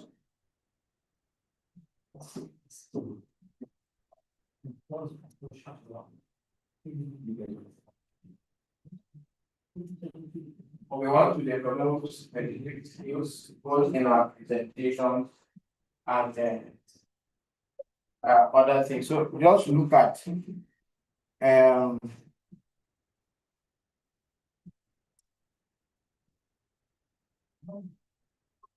Now, if you look at page 21, participants online, I don't know, can you hear me? Yes, sir. We can hear you.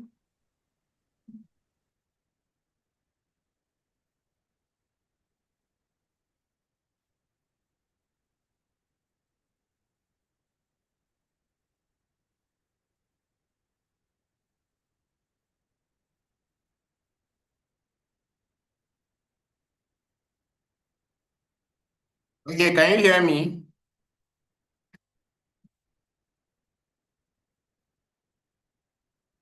Yes, sir. We can hear you.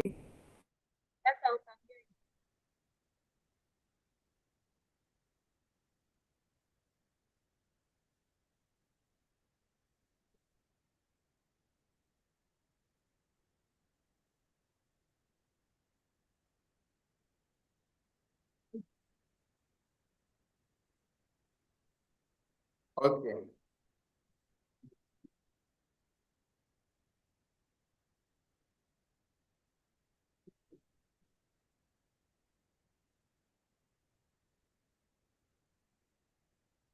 Are we in page 21?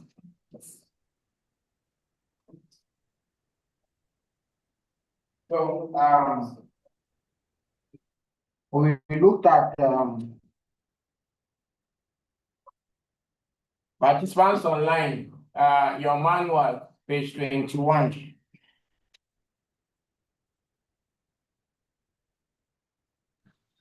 I don't get manual. Something that makes sense since the first day.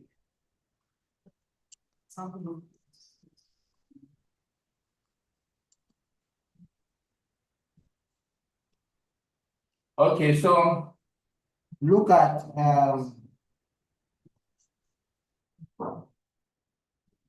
here, okay, page 19. You see, we have looked at using video in micro teaching, right? And then you look at this and page 20, peer evaluation. That's what I want you to look at. Peer evaluation.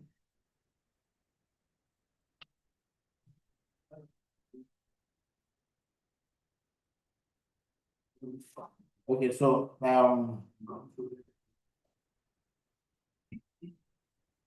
Your worship, you are going to take us on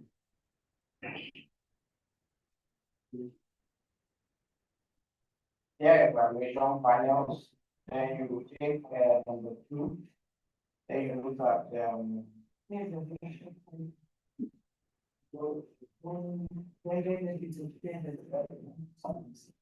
the primary aspect of peer evaluation.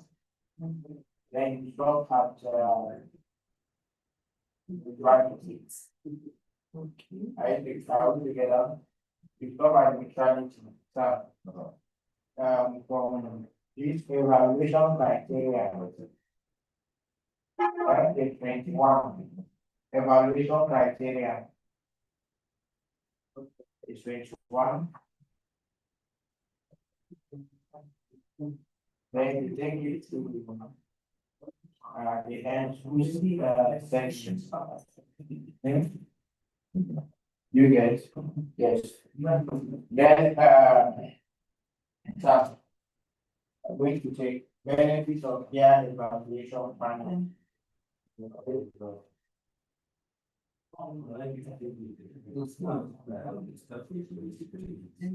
Okay, before we finish here, okay,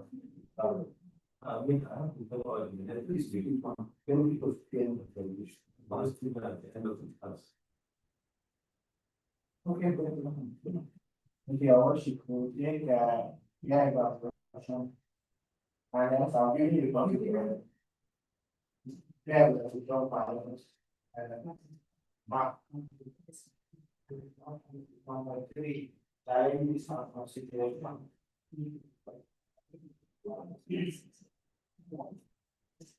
M1. The video recording teaching artists.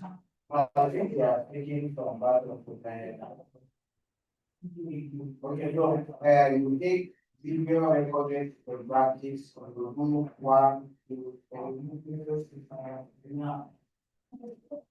1 to the end. Are we together? Yes, 1 to the end. Yeah, just short, you should not go straight to the point. I believe you know. Okay. Curriculum design and development. We are going to take from backward to the forward. The same pages, big pages, 1, 2, 3. This will not end the same for we need to get to be this problem one. Okay, those space. I mean, divide the space. No, that's related. Page 25. Divide that and just one. By 1. Page 4. You ask us to buy one here. So the location is down to stop. Yes, and that's the source that we pass to and but I came from management, something what you have. No, but we think the parents.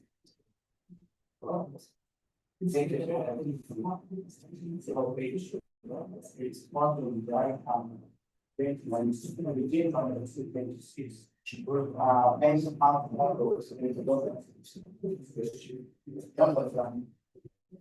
many are called development. Many are from Susan. You are okay, I only ask from we stop at we take your one of 2. We stop and 3 competency based framework. Competency based frameworks. Number 3.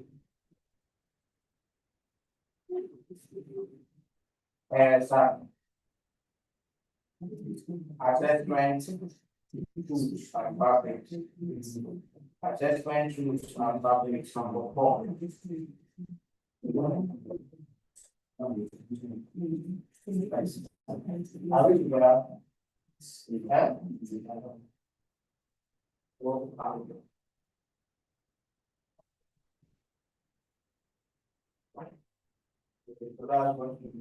Yeah, any other person? Okay, so not giving you one. There will be access to the excuse for it. Something like, should be close, like, let's see, number 5, 851.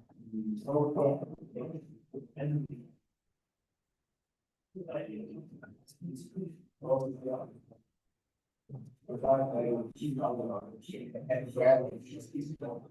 okay, so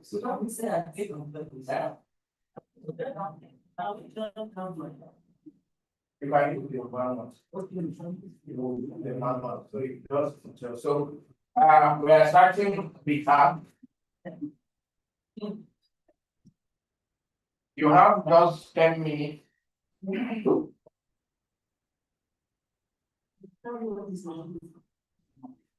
are going to follow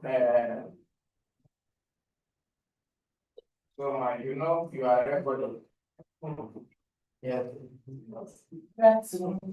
You have just 10 minutes.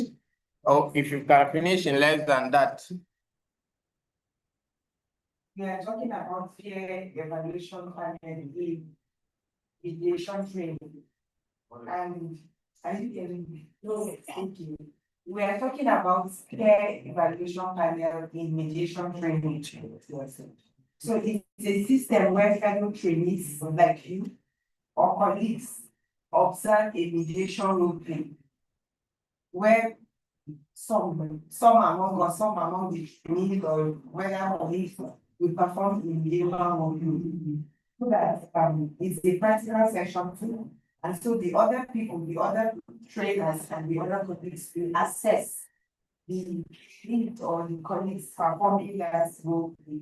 So that they will be able to assess them and give their feedback to explain the strengths and the weaknesses in that process.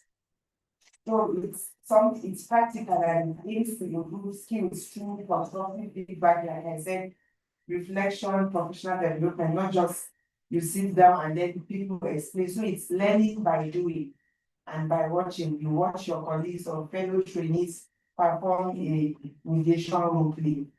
So the focus actually is also to ensure that the principles of mediation is applied. In the role play, you can watch out for how the mediator applies the principles of neutrality, confidentiality, voluntary participation, how he lays ground rules, how he starts with the opening statements, how he introduces the dispute himself, the parties, bring the disputants into agreeing into rules that will help the mediation process like that. So it's also important, peer mediation panel is important because it focuses on the people's ability to create also a safe space that parties can communicate freely. Then the peer evaluation mediation panel evaluates, like I said, communication and listening skills. When we are watching our fellow colleagues or training some perform the mediation role, you watch out for their communication and listening skills. You watch out for how they are important and impartial. Like I said, watch out for opening statement delivery. You rate it. Was it good? Was it bad? Was it need improvements? Then we also watch out for management of parties and emotions. How do you manage the parties? What are their emotions? Then the proper use of mediation techniques too. And then ethical conduct and professionalism of the trainings that are performing that mediation role play. Like how we did online. Started, maybe I did the opening statement and she corrected me because I was reading out. She said it's better. I then to say it without actually looking at my book. And when she did have was not looking at it, and then I took some lesson from it. Then the process and components, like I said, of the evaluation involves the introduction and rules. That's the opening statement, the active listening, the neutrality, and the problem solving. I'll take it again, introduction and rules. We watch out for the mediation. How did he set the foundation of the mediation session? He has to set clear foundation, clear ground rules, where everybody understands what is at stake, everybody knows their role there. There shouldn't be confusion as to the role. He must make the parties know that he's just a facilitator. He is not, he's just in charge of the process. But they are in charge of the decision making. So he has to set that. And then he has to set some things like respecting each other, respecting the time limits, respecting the boundaries. Then in the peer evaluation panel, we also evaluate the mediator's ability to listen, reframe and summarize questions. If you feel like the question number one is feeling being left out, or someone is trying to say you are biased, you have to reframe your questions in such a way that it is that it's not everybody has the same chance. It's not you are not being biased. You have to reframe questions in such a way that the person will not feel you are taking sides. Then neutrality, we assess, like I said, neutrality, impartial, not taking sides with any of the parties, not offering solutions. You are just to guide them to provide their own solutions, not to offer solutions. You might be tempted to want to resolve it for them, especially lawyers, because they might know the position of the law. A mediator as a lawyer has a lot of class because you might know the position of the law. You might be tempted to say, if the case even goes to court, you will lose. So the person will think, he has already taken sides. So you have to be neutral, even though you know that maybe the person that brought that lost the dispute, if you go to court, maybe you will even lose. So you don't say that, you watch out for those things. Yes, so that is what also we evaluate when the role play is carried out. Then we evaluate whether the mediator actually effectively facilitated the process to ensure that parties actually solve the problem. He leads the process. He's not he's not to jump into the process and solve the problem for them. He cannot take it from them. So he leads or facilitates the process so that the parties start solving. Thank you. All right, good. So let's, thank you. We are going to be using 5 minutes. Utilize your time.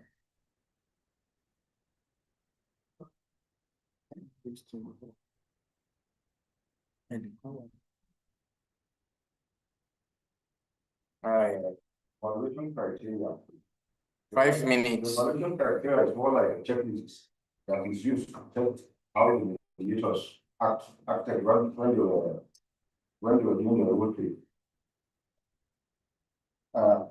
The checklist that usually checked when the work is done, active listening and training. See how good the mediators were actively listening and bringing the questions on the checklist and will help identify interests of the parties involved. So this where focusing comes in where some interests can be easily identified and to facilitate, not to advise. That's as the mediator, you are to ensure that you facilitate, not to advise them on.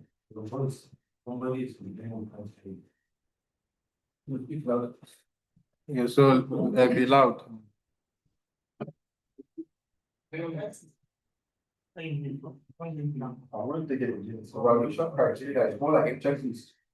That is in the peer mediation role to check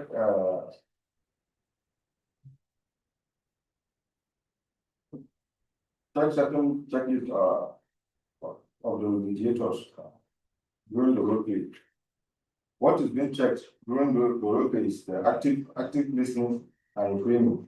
Check how good you are actively listening or reframing the questions. Because some questions ask them really hard, they might be offensive. And you have to identify interest of both parties. So these interests can be identified through focusing, where you talk to each party on its own and get to identify their interests. And as the mediator, you have to facilitate, not advise. That's to ensure that they make the own decisions on their own, not for you to force them to take the decision that you want them to do. School setting, in school settings, peer mediation, like the GIC peer mediation program, focuses on developing student skills to resolve their own interpersonal conflicts constructively and peacefully. Okay, all right, thank you. The name again, Abdurrahman. Okay. I will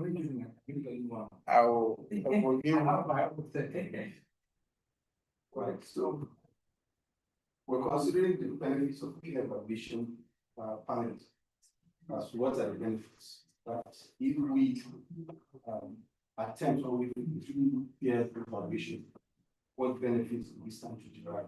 We have here one of the benefits as improved competence. One believe that the more you do a thing, competence stems out from being through regularly. So if you do it regularly, whether you are on each man or stage 2, rehearse it over and over, or you are brought before a school-like environment to train. As you train others, you also become a master that, so it improves confidence. It also improves confidence. I think everybody at one point in time was confidence wasn't sometimes inbuilt. You build on it. It's not that you came with it. So over time, over and over, build that confidence. To the extent that at any given point in time, you are called upon, you just ask how to train, you have that confidence to do it. And then it's also enhance your understanding of conflict. Understanding the context of the conflict, when you as an individual, you ask questions, the appropriate questions, so that it will help you figure out angles to dispute that you've not been able to figure out. So by doing it, you enhance that understanding of the conflict that before it was the conflict that you're mediating upon. Like to strengthen school culture. School culture, I want to believe, is the environment where you want to learn more. Either you bring yourselves together as engagers to say, look, there is this part of nation that we are having a challenge over, or to bring that kind of environment at every given point in time. You're struggling, or you've not been able to come to that understanding. So it creates that environment where people can freely relate, because you understand that this is not a challenge that is peculiar to you alone, but it's peculiar to everyone. So it creates strengthen that schooling like culture. Then it gives also empowerment to both the mediator and also the disputants. So they have the mastery of that what the family happens now. That understanding that they are there to resolve, self-determine, to determine the issue by themselves. Then for you as a mediator, for you to be able to aid or to guide them to arriving at a just conclusion of the dispute. So those are the benefits that we start to derive under the peer evaluation. Thank you. Yes, please.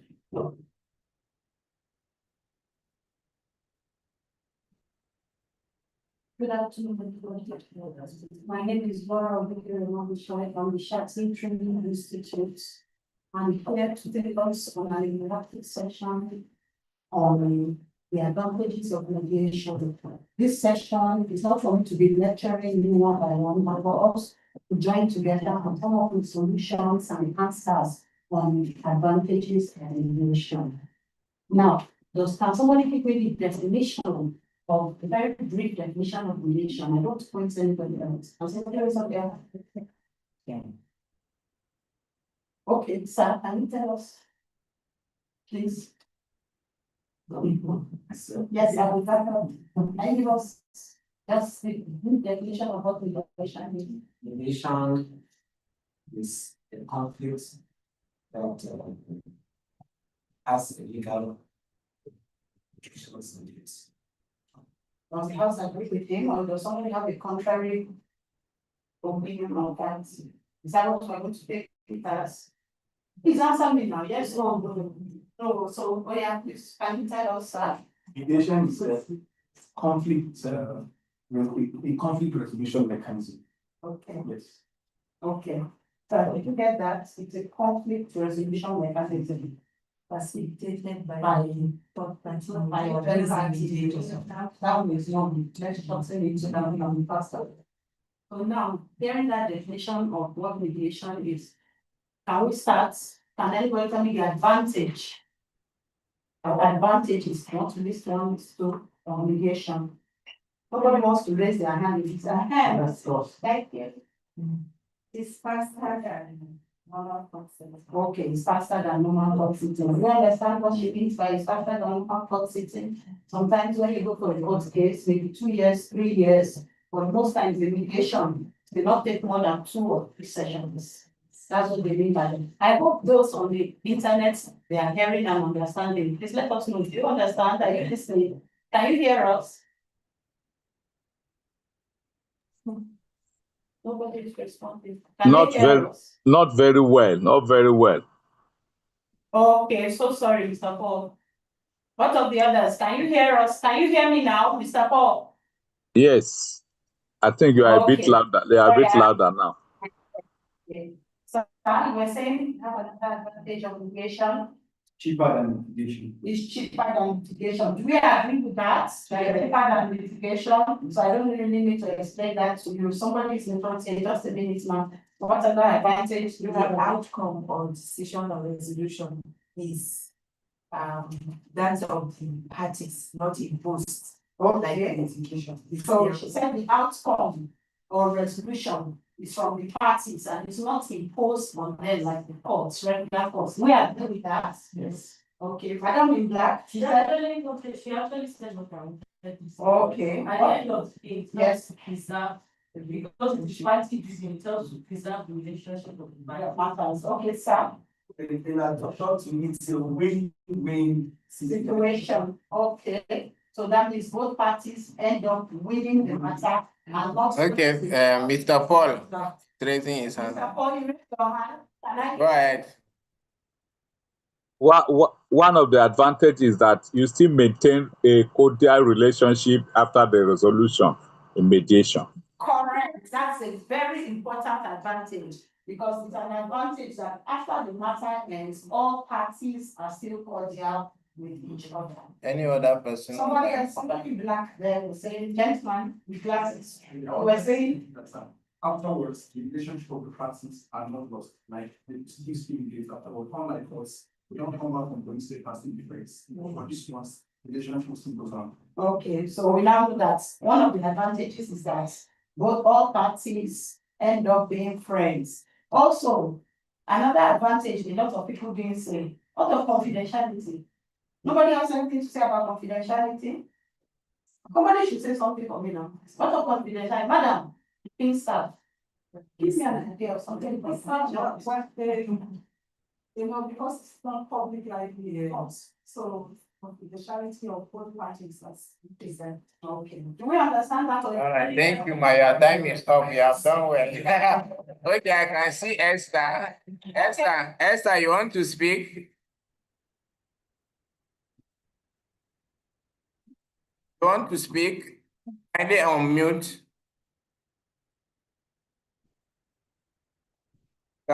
Mute.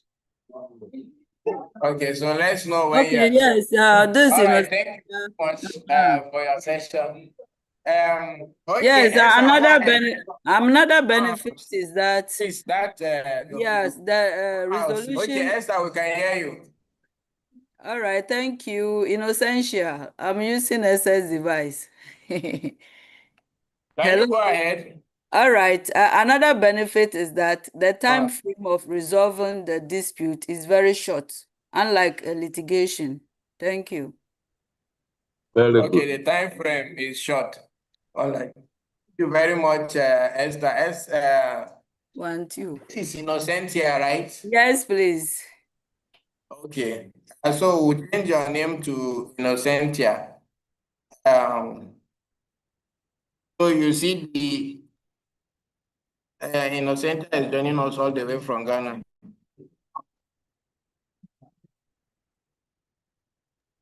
So where did she? Okay. Yes, yes.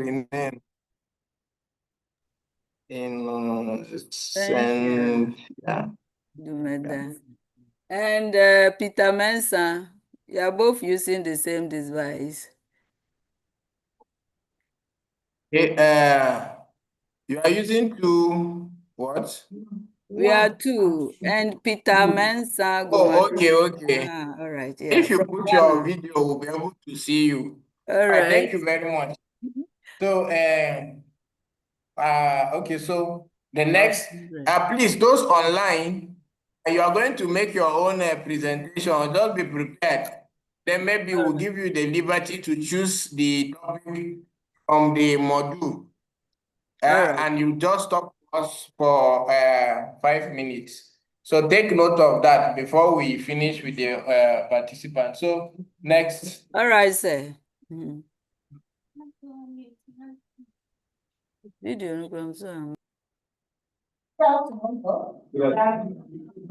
So, in continuation of what we've been looking at this afternoon, we'll be taking challenges and considerations. Of course, I know you remember that we're talking about peer evaluation handles. Okay? So we'll be looking at the challenges and considerations. Now, I sent a soft copy of this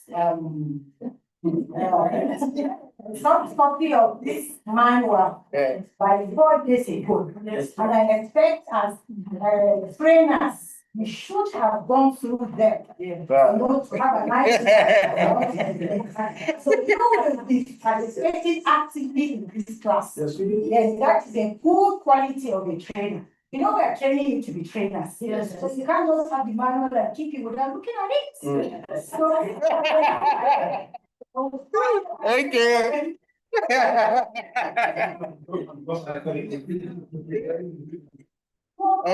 Can I just have your contributions?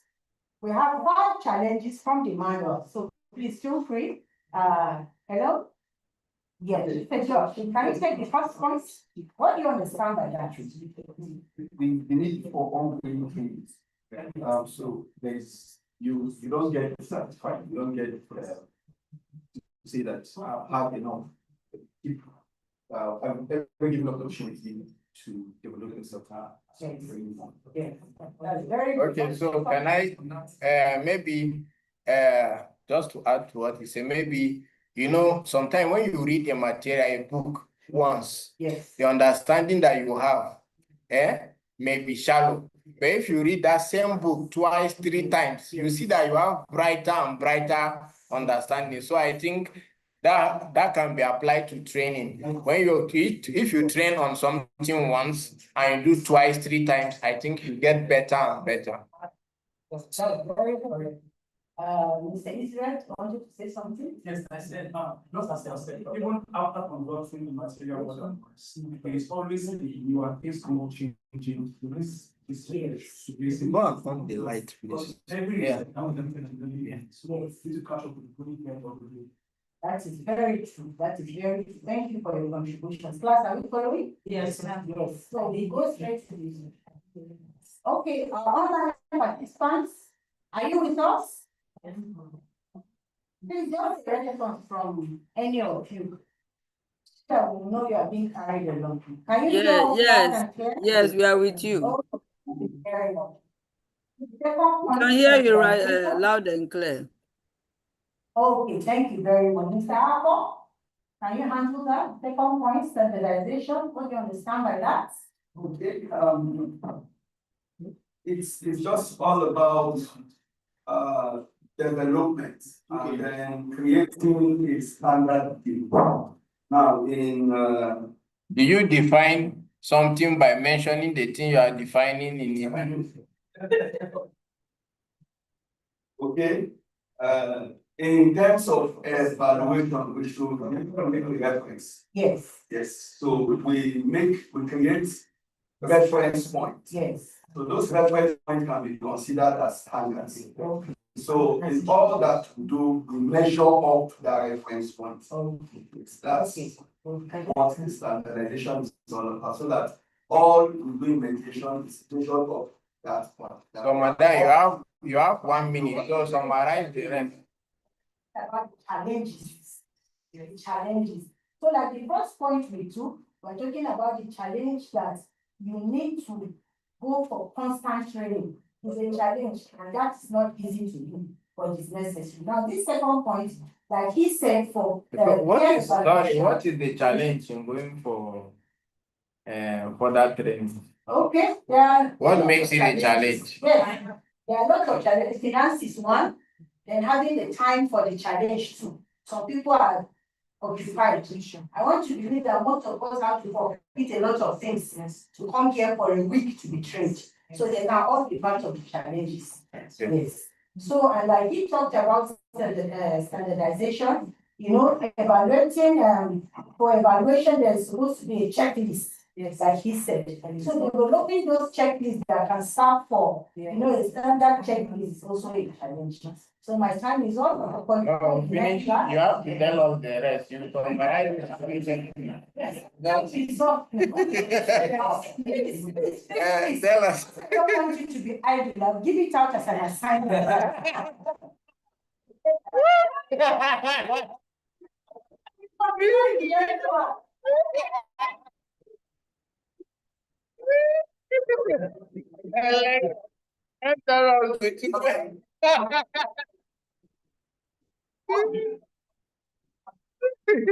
All right. So, Job, you are going to pick your own topic, but so speak it maybe, but let her present after her, then you pick a topic after ma'am. You can, I say you. Okay, oh, okay, I thought, it seems she has presented for you. She has given you assignment. Okay. All right.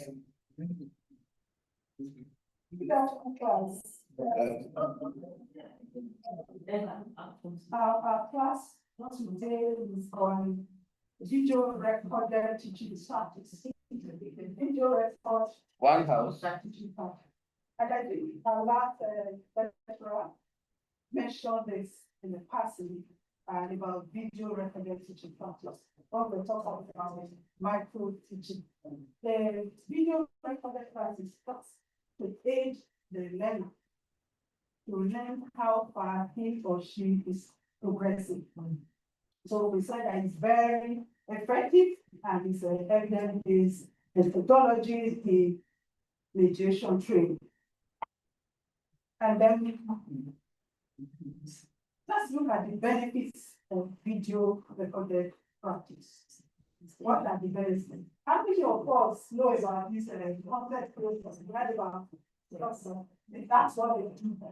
So before they push anything online, they look at themselves and they see what I'm going to push online is something like they did. That's similar to what we're talking about. In mediation, those areas, gray areas, you don't understand very well. You can just like record yourself, play it back to yourself, see where you are strong in your message, and then you reflect with them. That's what it is. It's also self-reflection. And we also talk about the modern analysis, we're able to analyze the situation, and then it's also flexible. You can do it the way you want it to be. And we talked also, we're looking at techniques for using video training. What are these techniques? It's a recorded role play. Recorded role plays. And it be just as a training, you record and play back. Those are just the techniques that you find in content creators. We also talked about demonstration videos, the segment review. We say the next one is frozen simulation analysis. This you use recorded excerpts to stop the action, ask for feedback, and analyze mediators' choices at that exact moment. And that's like you can create a mediator. I think our last speaker talked about you can see them on YouTube, play them, look at the point you want to make, the data you want to improve on yourself. And look at it and see how you can improve on it. The third point talked about cardinal focus areas for video training. And this is the questioning skills. We also be reminded that we need to have these techniques with us, the questioning skills. How well are you able to use this? The same thing, playing the videos back, seeing other mediators use these things and play back to yourself. How do they ask this question? What are their responses? I think it gets when you even put yourself.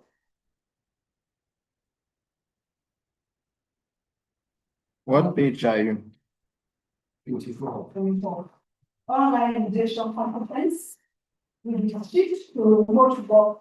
Training now frequently includes online mediation techniques and managing virtual platforms. That this is what is going on in the world today, everywhere, even at work, you can work remotely. And so it's very important that as a mediator, you learn to be competent in the use of online. Role play preparation. We use utilizing videos to show participants what to expect from their own upcoming role plays. So it helps you as a learner, as a mediator, in you to learn more in paper-based videos. Thank you very much. All right, thank you. Thank you. All right, so okay. Good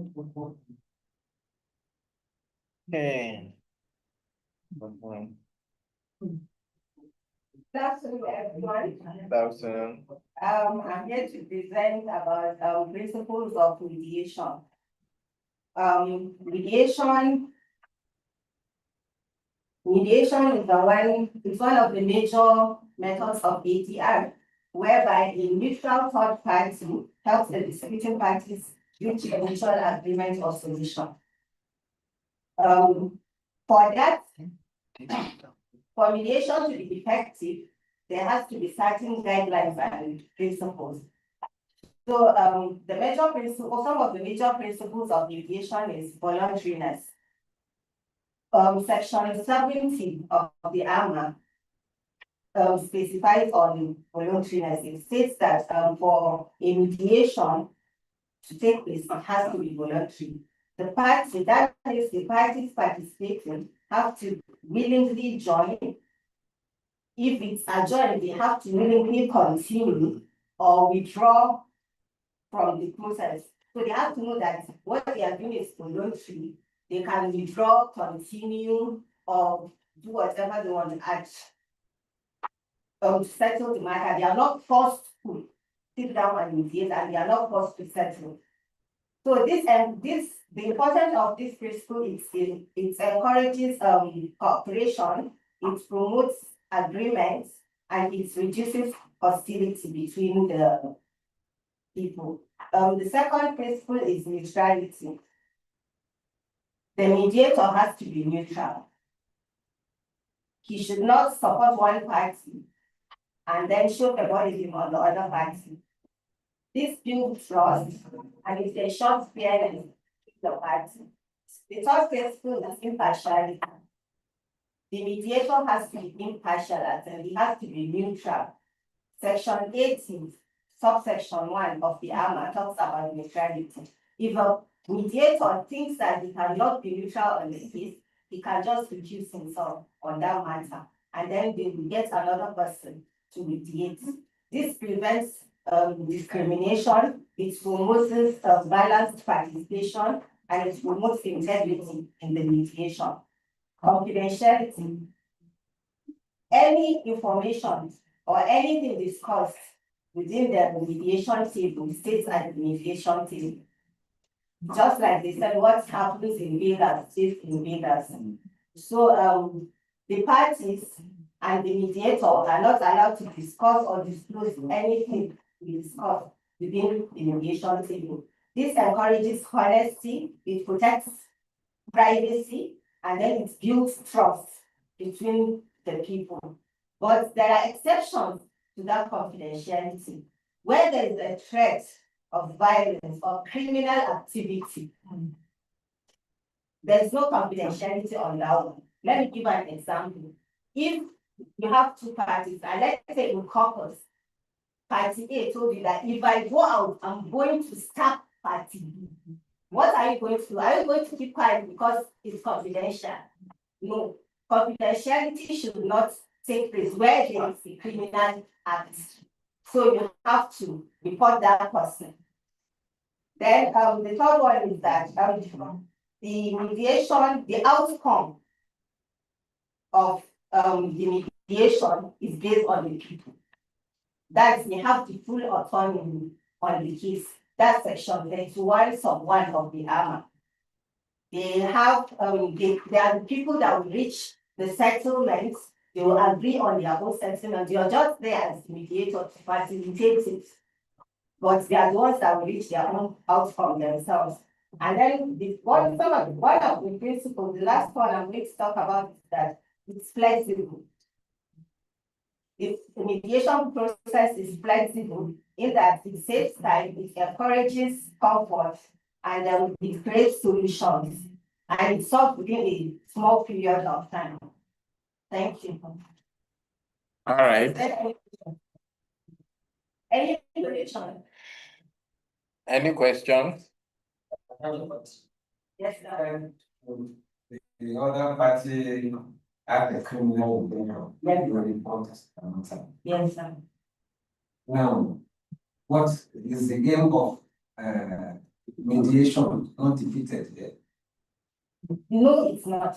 The aim of mediation is to settle let's say, a civil matter. But if there is a criminal act in that case, criminal charge or criminal act about to be happened, you have to report down. That should not be kept confidential. Because if you go out and tap that person, and then you tell the court that he might even tell the court that he has told you. So basically, that's also implicated you, even though it's not supposed to be admissible in court. What happens in mediation, but still, that should not happen. You should not allow any criminal act to take place. Any other question? Yes, question. Ma'am, during one of the elections, the facilitator said something like cautions during at the closures of the first settlement speech that you help and you provide several options. So when you said that several options, Options. yes. Options. So you said that it's the parties themselves that you get to that. So I want to get in the family concern that it's the parties themselves that bring how they will say it. But we are told that you can actually suggest those options that they have. No, you cannot suggest. Sir, can they suggest? You cannot suggest. You can just facilitate their options and then ask them, okay, do you think you can do certain things? Or which among these do you think the options they gave you, you can give them to decide on those options. But you cannot tell them that let's take so thing, or you bring your own. You cannot suggest. You allow them to bring different scenarios, then you give them scenarios for them to choose. You can choose from their own scenarios. Let's say they bring you 5 options. You can choose some of them, but you can't just on your own suggest a different thing out of what they are doing. Okay, so let me add my voice to that. One of the beauty or the advantage of mediation is that it gives you an avenue to create options, variety of options. The Arbitration and Conciliation Act that was repealed, actually, it did not talk much. It did not mention or discuss about mediation. It's talking about conciliation. And there has been this drama about what is mediation, what is conciliation, what is negotiation, and all of these things. So when you check the new act, Mediation and Arbitration and Mediation Act 2023, which we have sent to you, remember that we say you should look at it. If you see the definition of mediation, mediation is defined now, to avoid confusion, as any, in fact, it's in line with international standard, any process aimed at settlement that the third party who is assisting the people to resolve does not have the power to impose a settlement on them. So if you call it mediation, if you call it negotiation, if you call it settlement, anything you want to call it, as long as the third party does not have the power to impose. Now, in the previous this thing, they say you cannot suggest, you cannot make suggestions. You know, that's the standard mediation. But the new act allows you the opportunity to make suggestions. But you see, you should be wise in the way you do it.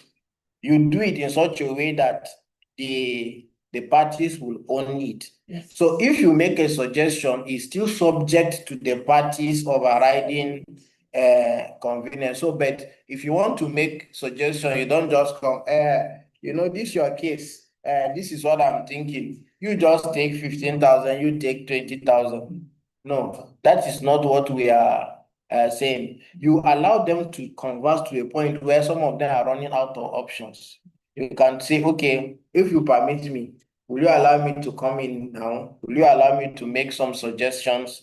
So if you make suggestion and they adopt the suggestion, it's no longer your own. It is their own decision. Do you understand? So the standard that we know initially is that you don't make suggestions. So, but do you know that if you are experienced enough, you can make suggestions, but you'll be talking through the parties. Do you understand? Through your questionings, you know, and all of those things. I say, assuming I now say, I didn't say I'm making suggestion. Pay me my 50,000 naira and I need it. If I now ask a question like, okay, this 50,000 naira, since party B I said it does not have, is it possible that you accept something different from the amount, maybe something equivalent to the amount? Is it possible? You say, why not? Why not? If I can verify, then you turn to the other person and say, sir, you don't have 50,000 naira in cash to pay. Do you have any other thing that may be valuable, that may be up to that 50,000 that you think you can give? And the person say, I have a go-to, I have a bag of rice, I have this and that. You see, you are generating options for them. Because they started with money, they can end up with yam. They can even end up saying, you know, the other time you came to marry our daughter, we chase you, please, let's settle so that you can come back, we'll allow you. You know, it's variety of options. And it is the parties that you are there to guide them. That's why you're facilitating. You guide them to generate those options. If you allow them at that point, maybe that is a deadlock. Maybe they have come to the end. There is no anything. But because of your experience, you keep asking them things that will keep turning their mind around. Are we together? Okay, so thank you very much for your presentation. So, Mr. Job, have we taken? You have chosen a topic. I have 5 minutes. Okay, everyone. Okay, just consider. From today's class, I want to build on from the last class of the Somata Produce. Basis.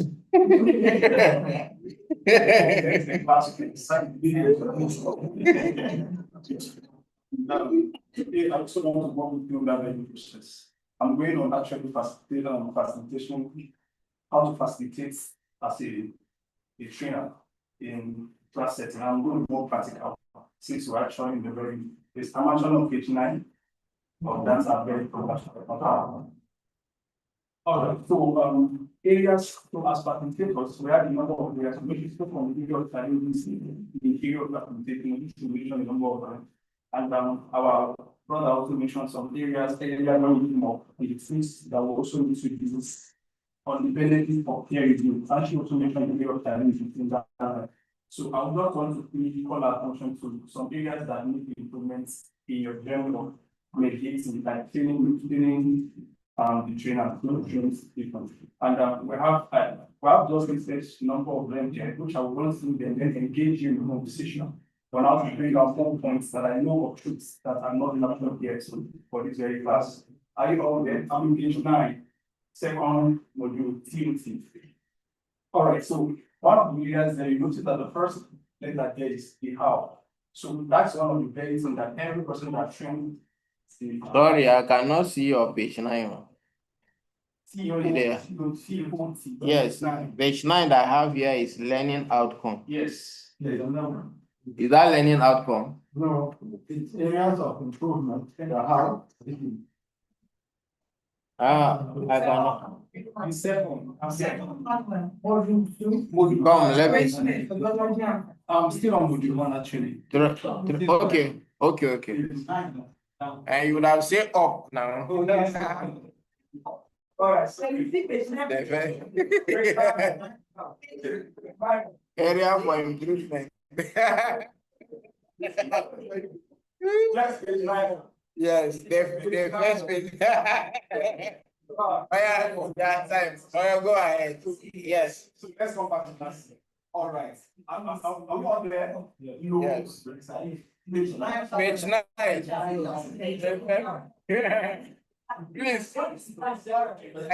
Manage your class with me. Look together, I'm sure I'm there now. Page 9. Yes. Okay. I hope these students are not trying to be deliberately stubborn so that they will distract you.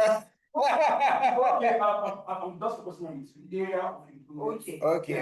And the other one, the key. So that is the key I want to together. Are we there? Yes. So why are they? Okay. For the second module, TOT, page 9.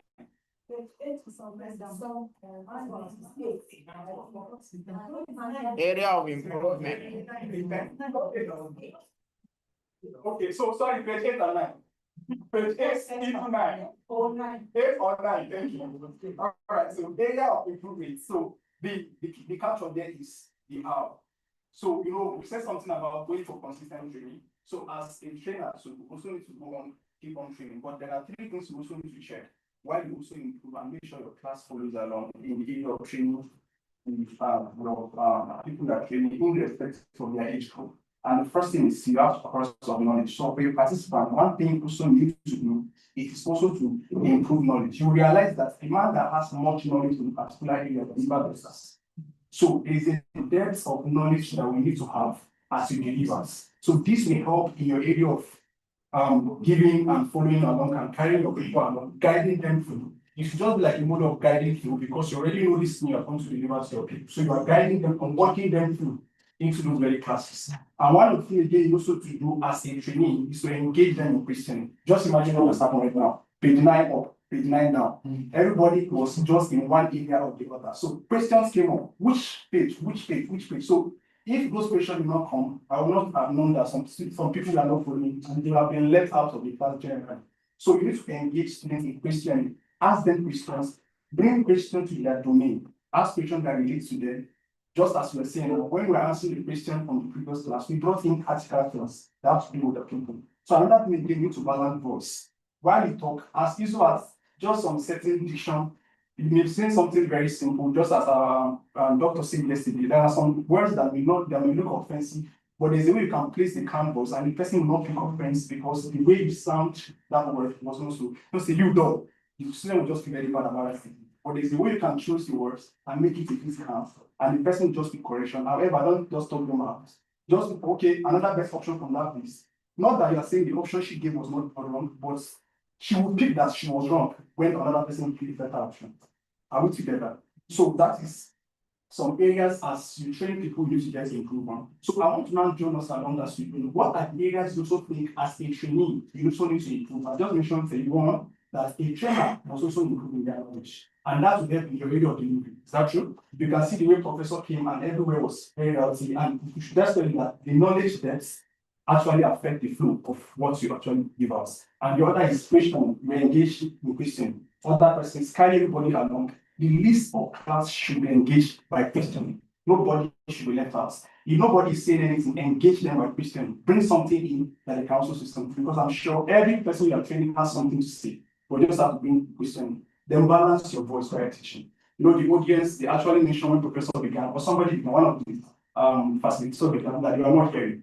Yes, Ajahn, that you are not hearing. But when she added the voice, Mr. Paul from the audience said he followed, you could hear him play right now. So balancing your voice, what you are saying is very tangible, but if your voice is not sounding well enough, you will lose the audience. So that's one thing you must also improve on as you deliver. And again, some of us are challenged on our voices.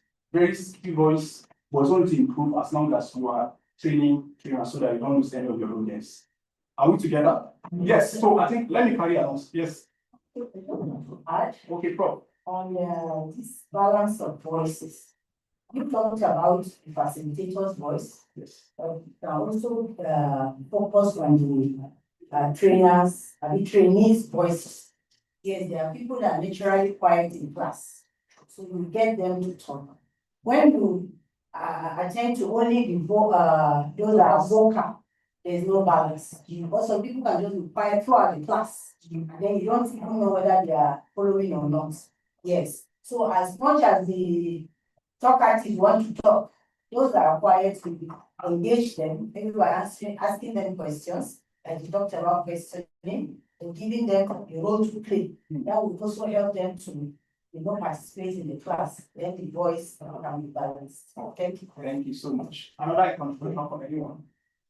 So we can also you also explain to us the meaning of feedback and moral. I will do that, sir. But you brought them. It's a super. It's a. Thank you so much. Thank you. Thank you. Sorry. Somebody's about okay. Yes, the trainer must be. And this class are bringing at you. Some will have following, some will have some will have borders, some will have short. And not the class.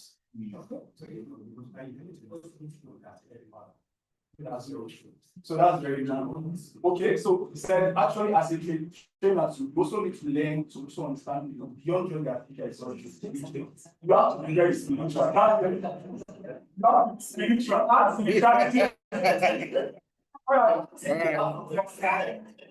Question point. How this course of knowledge, course of knowledge. Yes. Costing the knowledge. It's not this course of a thing. Now let's do the very thing together so that I can get to what that is actually. Can we do? Can we help us with it so that? Okay, that's very well. Okay, that's true. So I will try to do my when I make some observation. I will get back to you next class. But we can check that together. Okay, no assignment today. So what is my question? How do you have students that are shining others in class? You have to students that before you ask question they didn't answer and others are keeping quiet. And you are a trainer. How do you handle it? I need at least a number of answers. How do you handle it? Yes. Earlier we talked about setting ground rules in class. I do have some students like that in my class. Before you finish, they're already answering. But when you set ground rules that you don't talk until you're given the permission to do so, naturally those students will put up their hands, but you don't call them first. Yes. You allow the quiet ones, give them opportunity to say before calling this one. So in a way, they are trying to stop them from exhibiting their talent. Yes. Okay. Okay. So another opinion. Yes. Okay, your time is up. Yes. Can there be a balance? Because I've also had the experience. I taught just one aspect, literature. Yes. So those ones that she said they are quick to respond. If you also relegate them to the background, they raise their hands, they are eager, then they notice you keep putting them behind, they become timid. Yes. They can become timid. Some of them. Yes. There are some students that's very different. Some of them just feel like Yes. Yes. Kill their confidence. Okay, that's very well. I think are we all learning now? So as a trainer, when you get to places that some students are sharing, others also need to be more spiritual too. So that you don't kill this one and also want to raise it. So you need to balance them as you go on. So don't worry, we'll ask you to go and spiritually learn. Okay. Okay. Any comment from online? No, I beg your time is here. By this thing, please. No, madam.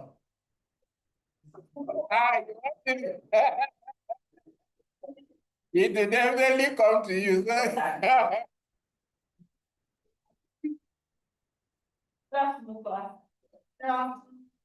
This afternoon, we're talking about learning outcomes development. Learning outcomes development is aimed at developing the competence of mediators / trainees, since it's like a training program, by focusing on understanding basic mediation principles, mastering communication techniques, navigating negotiation stages. That's page 26, please. Yes. And ensuring ethical and impartial practice. There are several learning outcomes of mediation training, but we'll be focusing on 6. The first is the core principles. That is the mediators / trainees should be able to understand, not just know, but understand and apply the core principles of mediation, like neutrality, confidentiality, and voluntary participation.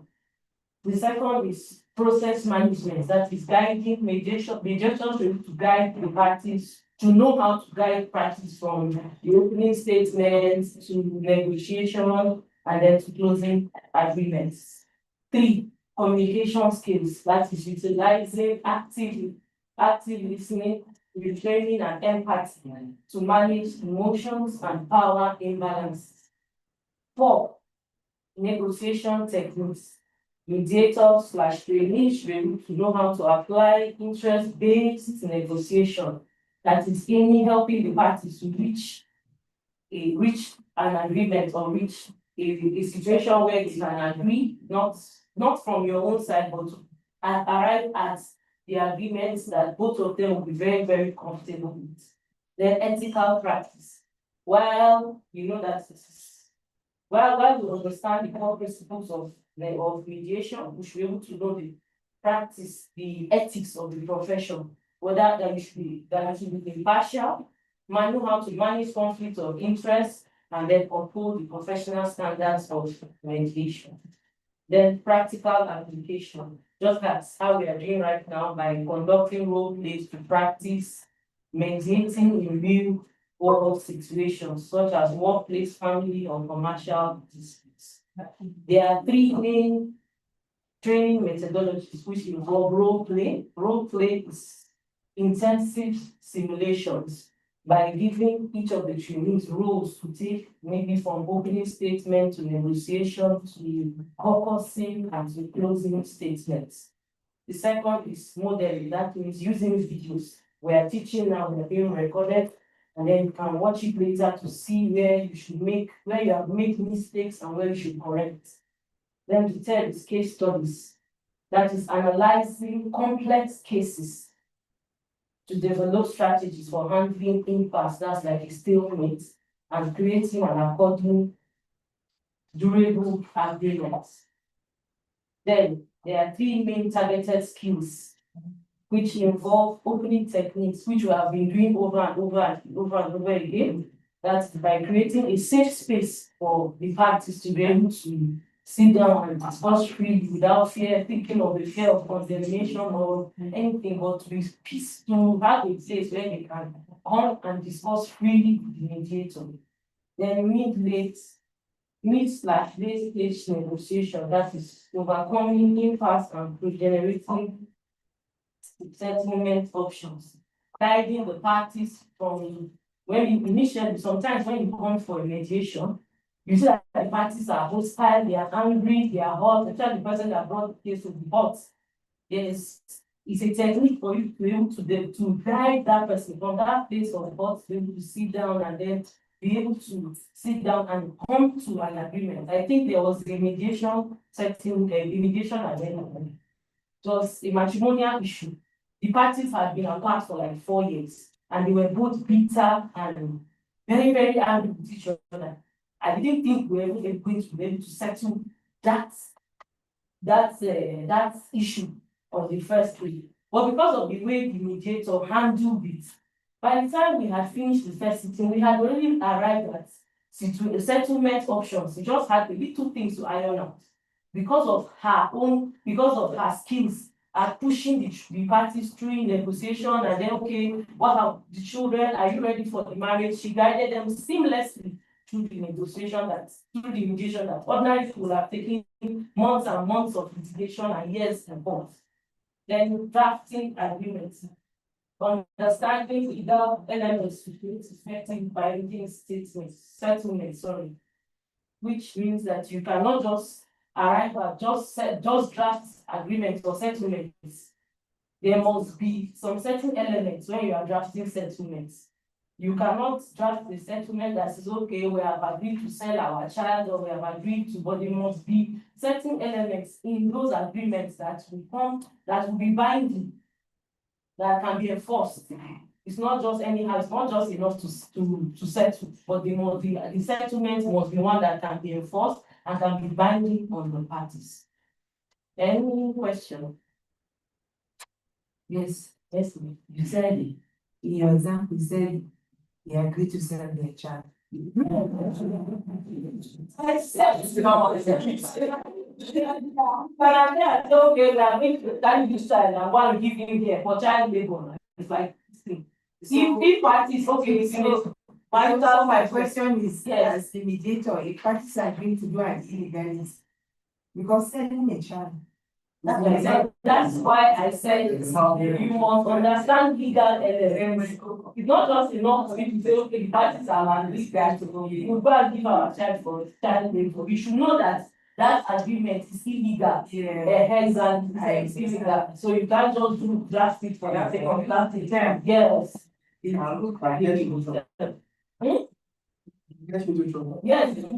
so but it cannot be enforced. Can you put something on what I expect it to stand? Thank you. Thank you. And openness for you. Okay.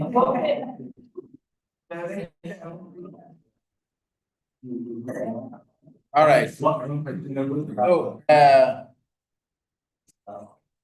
okay, is it like this? All right. Good afternoon, class. To take one of the topics from curriculum design and development. But I will first of all make you understand from previous studies that curriculum design is very important as facilitators. That is, what should be taught, what should be learned, who should learn, how to teach it, and who to teach it.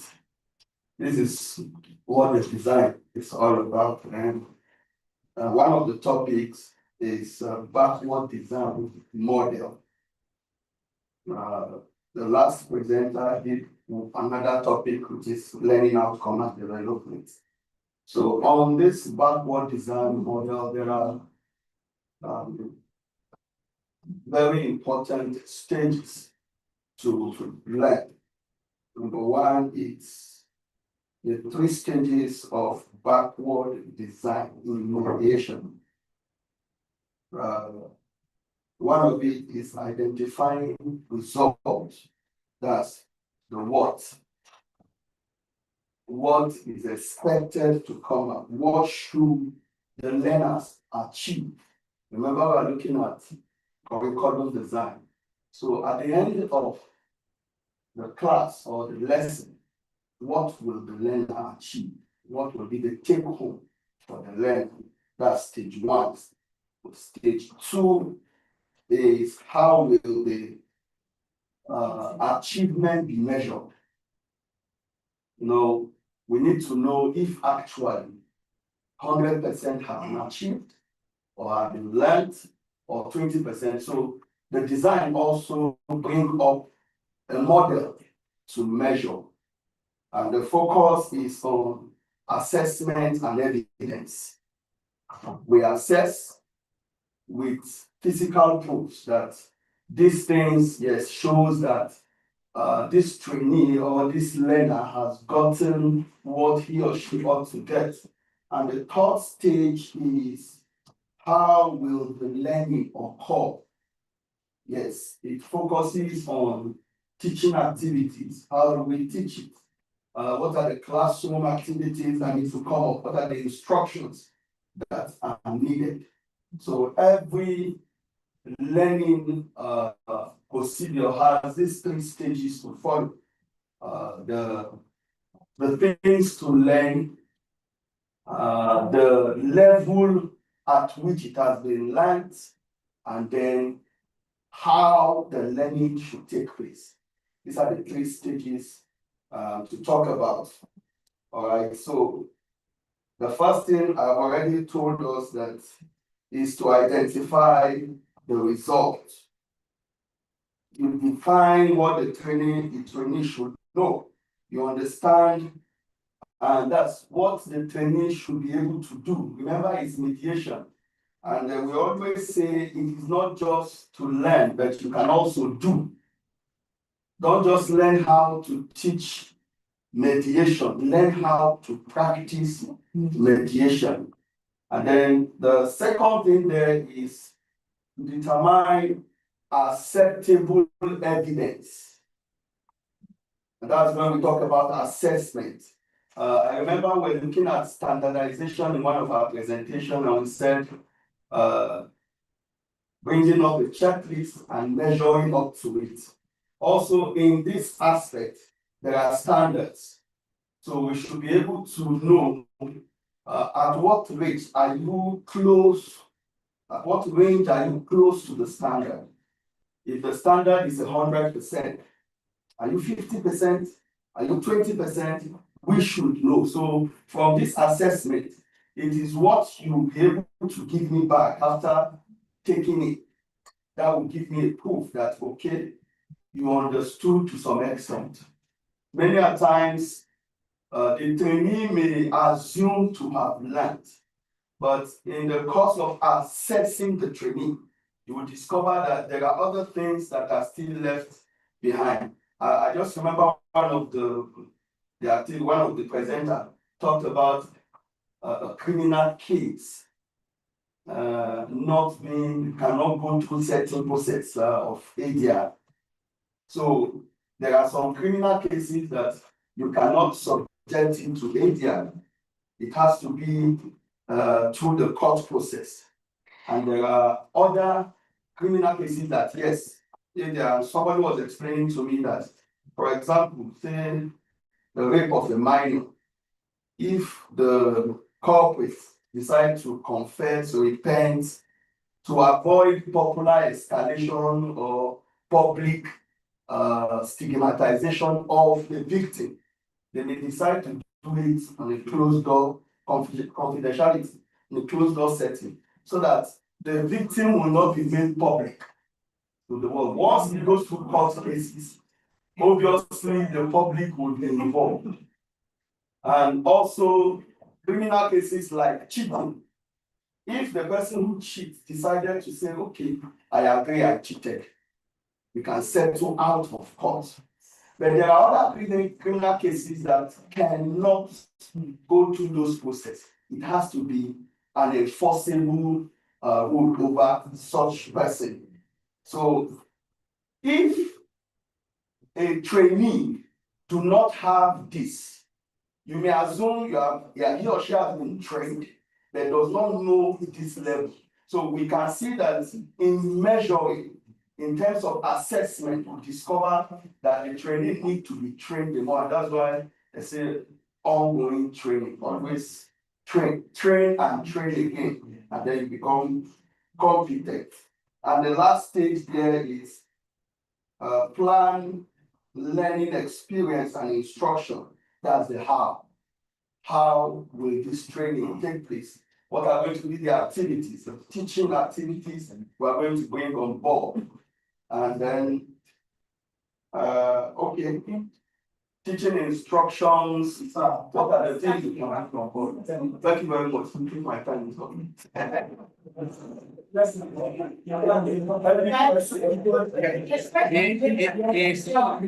He wants to reply and start the You might tell people, yeah, for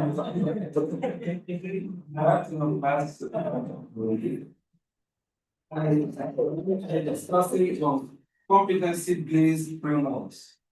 You know, in everything that you want to have mastery of that. One house. One house.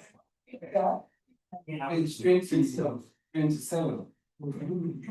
Competency-based framework. This place is talking about mediation training are structured models that define the specific knowledge, skills, and behaviors, the overall standard required. Page 27. I will write down. So competency-based framework. This place is talking about improving yourself and becoming a master in that field or what you are doing. The core competence of mediation competency. Frameworks such as those from the International Mediation Institute, IMI, or the Mediators Institute of Ireland, MII, typically categorizes competencies into 3 areas. The first one is knowledge, understanding the conflict.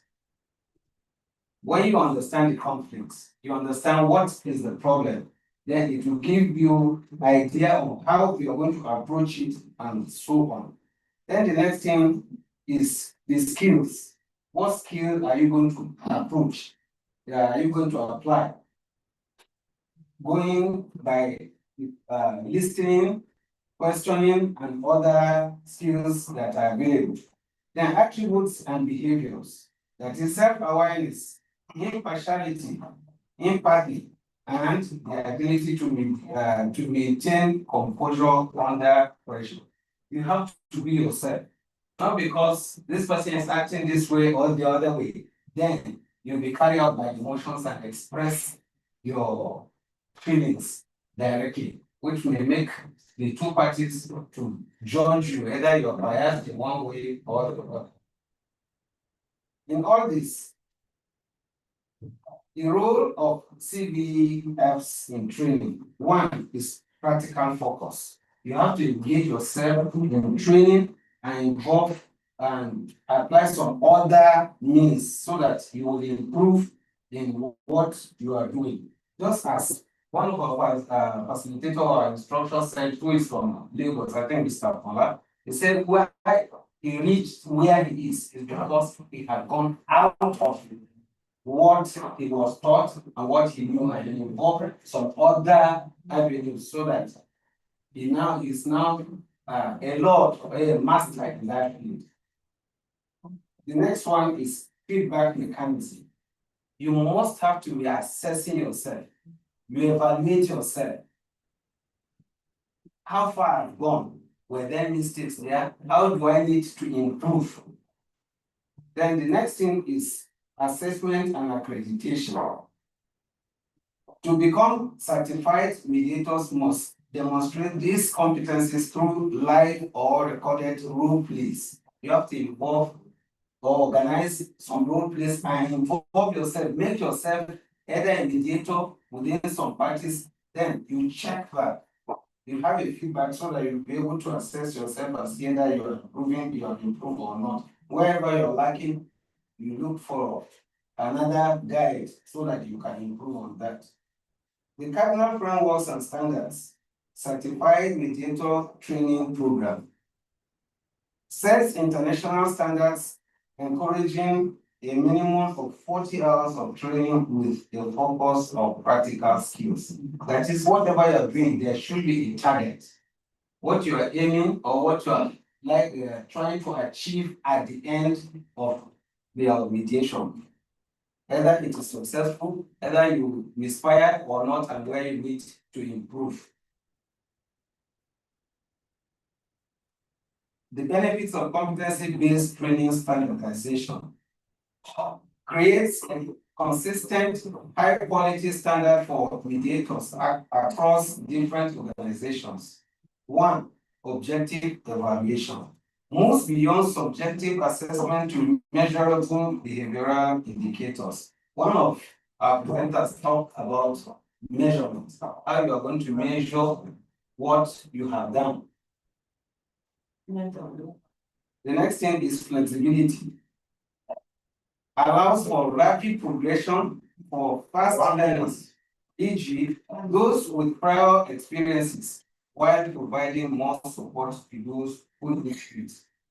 Last one is the emerging trends. Digital competencies integration of online mediation skills, including platform mastery, e.g., Zoom, managing virtual breakout rooms, and digital communication etiquette.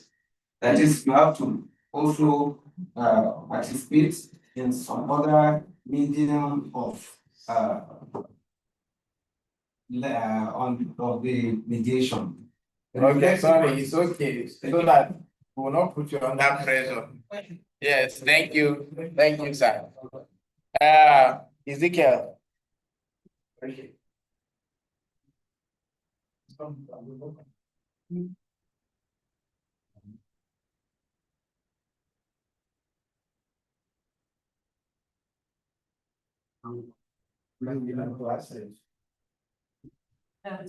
My name is Ezekiel. I'm taking the class on assessment tools. That's page 29. Assessment tools and rubrics. I'm going to talk about assessment tools. This kind of what we are talking about here is as a trainer, you've trained. As you assess, if you've trained, what are the tools that you need to know how competent they are? As one of the tools we have here,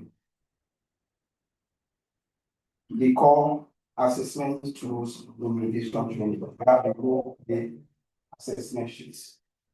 Here, trainers use these to evaluate trainees during simulated mediations, covering performance on various stages of the process. Wait, that's not let's actually did company statements and all the done for my group. I saw some folks saw mistakes and all that. So without doing an assessment, there's no way you would know. Just like what I'm doing now. So of course we make mistakes. We go back to see our videos, that's how we assess them. Then this information gathering, how was able to analyze the information? The weather why trying to mitigate, how was able to analyze then the campus or cost management. Like cost management, how was he also able to manage the cost management? These are things you'll be looking out for when you're assessing them. There's also the self-assessment logs. Here, trainees use this to reflect on their own progress. They identify areas of concern, monitor their development in skills like active listening and neutrality. Self-assessment. We won't talk about self-assessment during the course of this training. You assess yourself. You can go back this video now. Once I'm done, you know to my speaking and you know what did I do well? Was my introduction perfect? What did I miss? So there should be time for self-assessment. That's where you get to see that actively listen. Because you can just like when discussing, you can be here, you can be present but not listening. So that for active listening, and even also check if you're neutral. Are you taking sides and all of that? So there's self-assessment logs. And there's also performance rubrics. Here we talk about structured matrices that define specific criteria. Rapport building. I think it was Mr. Paula that was about rapport building that day. You just come and you come like a lot. You don't make the environment conducive for these people to talk. So that also during the course of your presentation, that will also be checked. And even if you talk about neutrality, how neutral you are. Then we also check your competency level. How good are you with what you are handling? That was also checked. Then they go to weekly assignment. These are not really tests. Knowledge of communication theory, technical principles, and conflict resolution techniques. What are you technically use in handling the obligation process? That should be done. and theory. Then we have the peer reviewing tools, co-communicating training, tools such as the RSI model for indicator peer review allows training to evaluate one another, putting a community of practice and peer learning. There are key components of mediation assessment rubrics. We say effective mediation rubrics generally break down performance into several major components, such as those found mediation skills assessment rubrics, the process management. That's why we to manage the stage of the mediation effectively. So you are things we do have for you being trained. So are you managing your stream properly? That will be checked. Your communication skills, for you to communicate properly. Act of listening that we talked about, reframing. We talked about that. Even this morning, we talked about reframing. This person came and he said, "You are very stupid for saying that. How were you able to bring the conversation back to a cordial conversation?" That also are things we'll be checking. Then we'll also talk about neutrality and impartiality. That's your ability to demonstrate unbiased approach to all parties. So not like, just like Mr. Fola was saying yesterday, if you have maybe he was talking about trauma. He had trauma because of his parents and all of that. So for such cases, he recuses himself. If you have such cases also, you should be able to recuse yourself so you don't become biased while you are trying to administer mediation. Okay, thank you very much. He has a very lengthy presentation. No wonder he was reading it for us. His one is lengthy. Oh, okay, so I think everybody has presented here except who? Okay, yes, that you present last. Sir, have you chosen a topic? Sir? Yes, sir. Oh, yeah, okay, sir. You can. No, let him, you will be the last person, but not the least.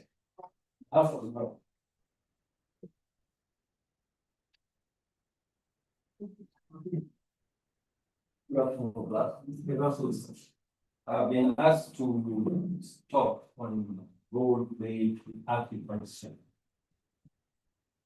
On the word architecture, we know it's the plan, a design of how you put your students into role-based.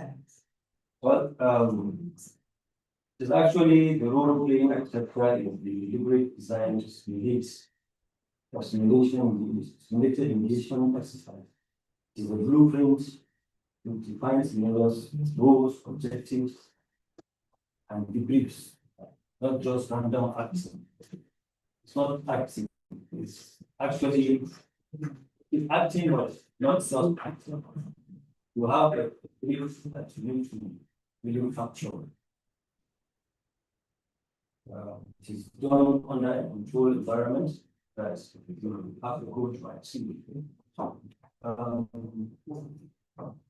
The core architecture of role-playing scenario. Please, can you be audible? Those online, please. If you are ready with your presentation, just put your virtual hand up so that we'll take note. In role-playing architecture, often confidential cases, scenarios, including workplace, family, commercial, one house, and community conflicts.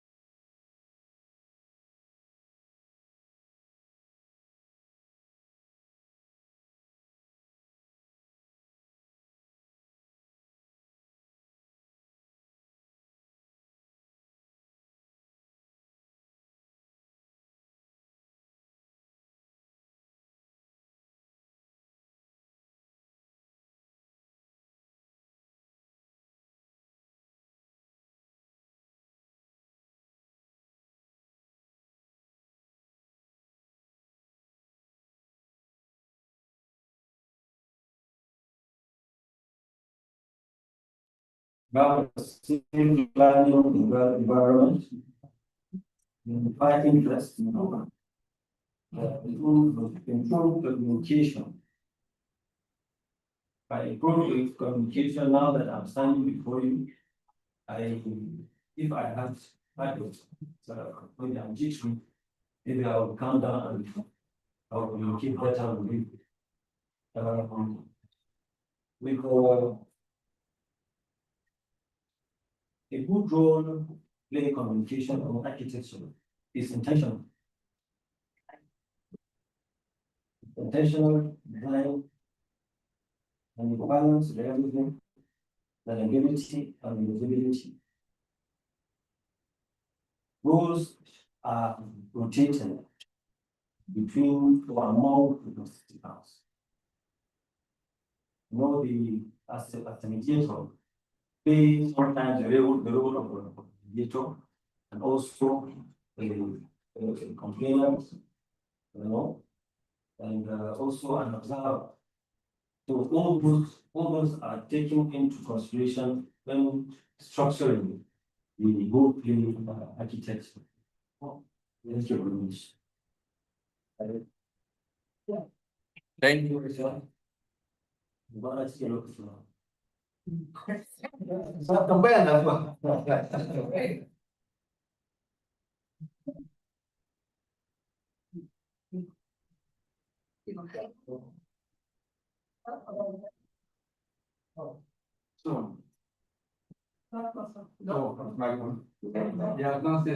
Just a minute, sir.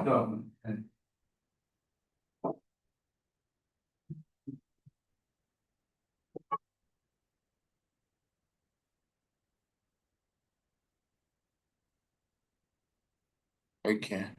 Please, those online, if you are ready with your presentation, just raise your virtual hand.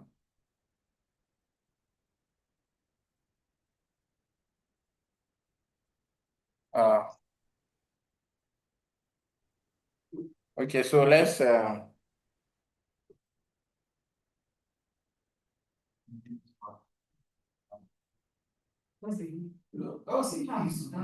just a minute. Virtual Edgar.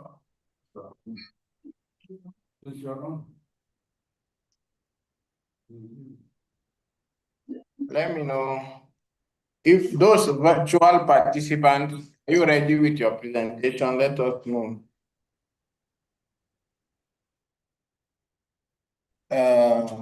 Where is it? Okay.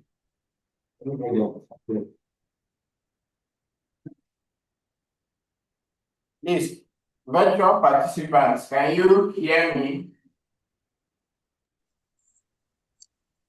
Yes, please, sir. We can hear you. Only my issue is I didn't have manual. I didn't know anything about. I don't have the manual, so that's why I was complaining. I didn't have. It has been shared since the day of the training.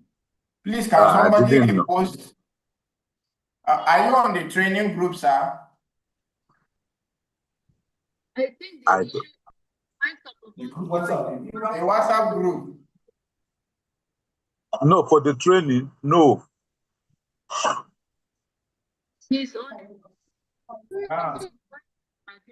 I think you are on the you should be you have added to the training platform. So somebody should repost the those materials that were shared so that you will see it. I like it.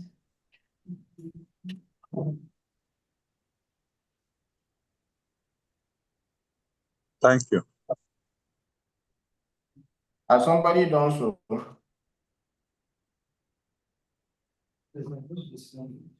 Okay. Someone has sent it.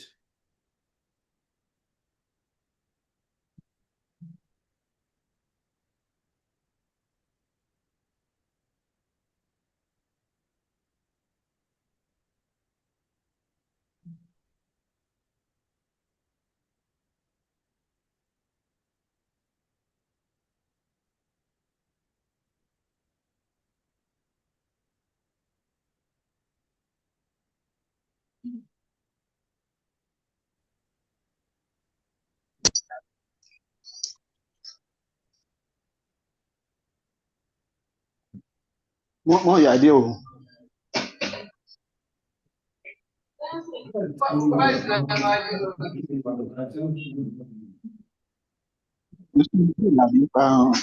Because I'm here. Have you seen the training manual? Any man, I'm going to What you said, is it the training manual? I didn't see the training manual is now. No, sir, just check the training group, membership, mediation skills training.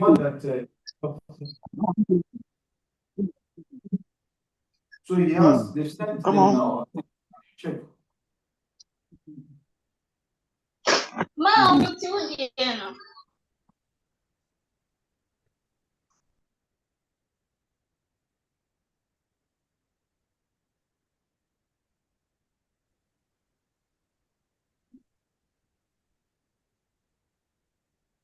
But can you confirm if you have seen it?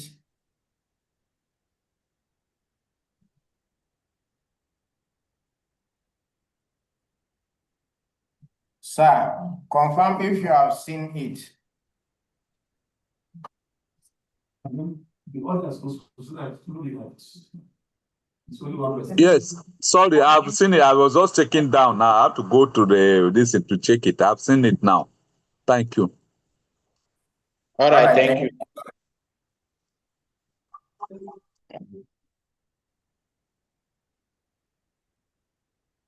But I don't think I'll be able to make any presentation now. Just in this thing. Okay, so you can just present on any topic of your choice. Just okay. 5 minutes. Any topic of your choice. It may not necessarily on mediation. Okay, sir. Yes, any topic of your choice on mediation, 5 minutes, that will be fine. So we are going to take a presentation now for the next 5 minutes. Then you can come on. Okay, After sir. the presentation. Please, sir. Please, sir. Good afternoon.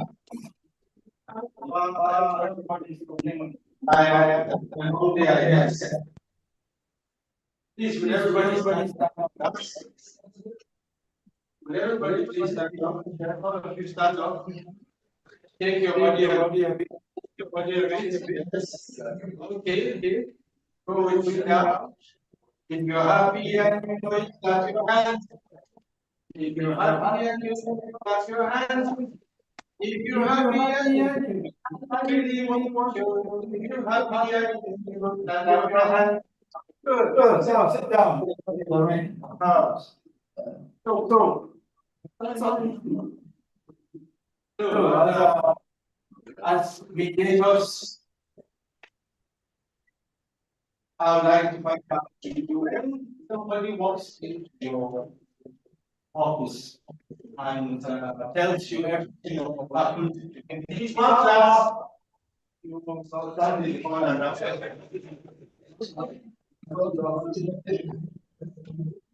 So, a client walks into your office and tells you everything about his. Please, Okay, speak language. Speak language. So, you have a client that walks into your office and he tells you everything that he has not said. Or she tells you what she has to tell about the case at hand, the challenge she's having and why she wants to. What document saves you, protects you, and protects the process? Yes, what document will protect you if you cover and protect the process that you're about to do? Yes. I think it should be the agreement between you what agreement is that patient client, the client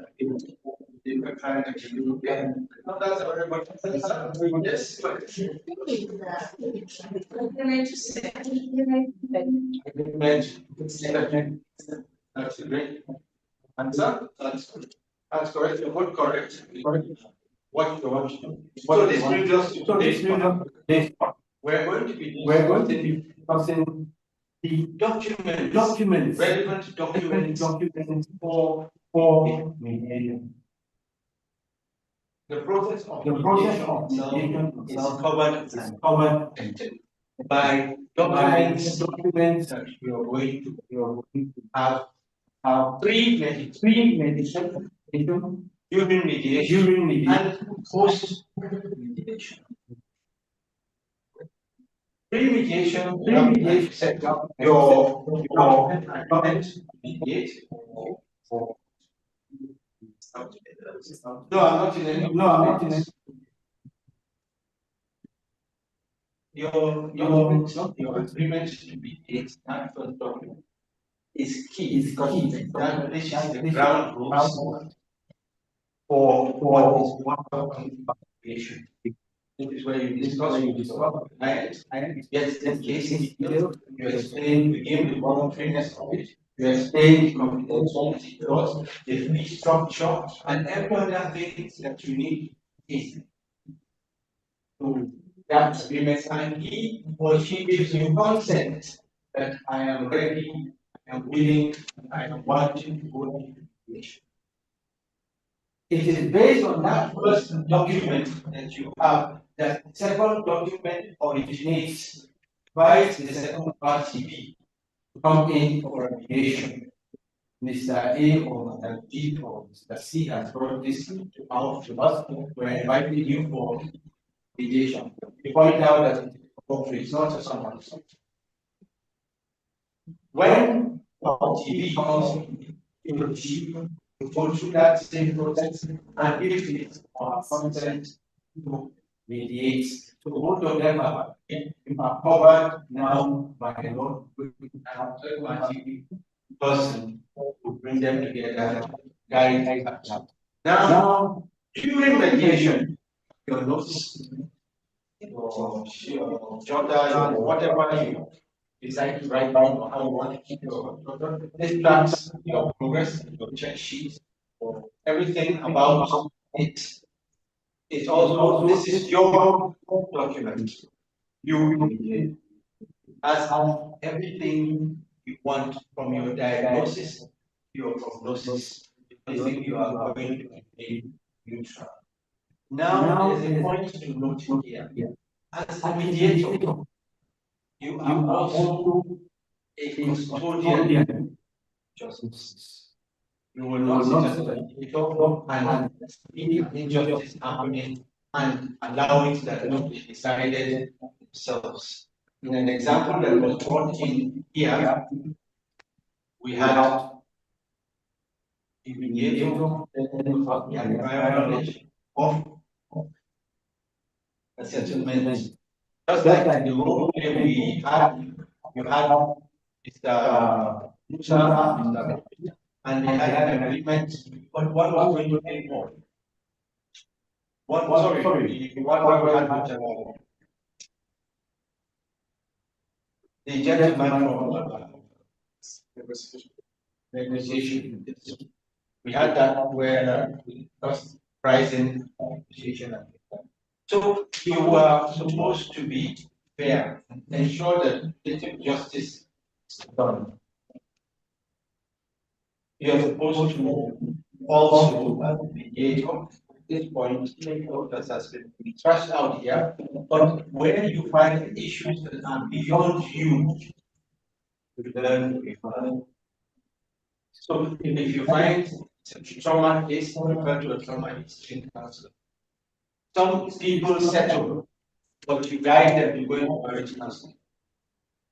Some people settle, and you guide the person going to anger management therapy. So that is the second document. Now the third document is post mediation, have a settlement or your MOU or whatever call it, but normally for legal constitutional agreement, these parties case of this and this from this day number. It is very detailed. Don't give him out. So it's not like mentioned Mr. A has agreed with Mr. B, some of this amount. No ambiguous terms that can be defined in the minutes. You have to be exact to the point. He has agreed to pay 10,000 naira on so and so date, transferred to so and so account.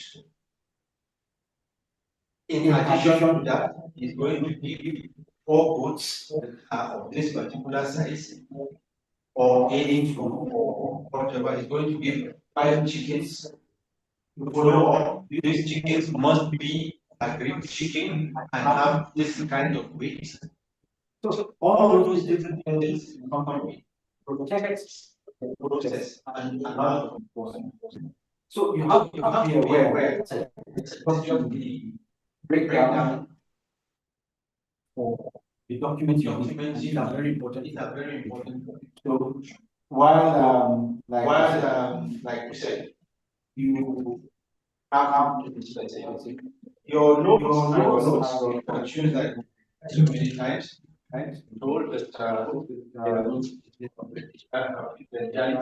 just don't let it get it. Just don't let it get it.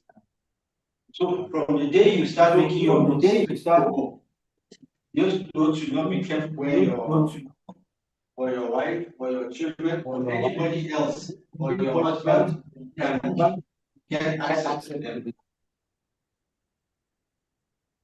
The person who will be telling might not be able to be prejudice your prejudice or just to give access to someone can you imagine? Or my wife, always taking some religion, and he's just talking with the people not to report home, and you don't know what to get, or your servant comes and visits. That's last. What my your kids inside the paper. So it becomes an issue. So now what did we say we should not do or avoid in the we should have our terms written in black and white, that we use already. In black and white, clear and concise, yes. Clear and concise, yes. Just simple terms. Understand with the proposed meaning. Like earlier on, we have an example where they said you should arrange in order of preference. But now preference to you to give as a lecture or to you as in preference in hierarchy. So it was an open-ended question that you have. So you should avoid those type of open-endedness in your presentations. Like I said, getting late in the afternoon. And so let us look at this. You're hungry and you know it, clap your hands. You're hungry and you know it, clap your hands.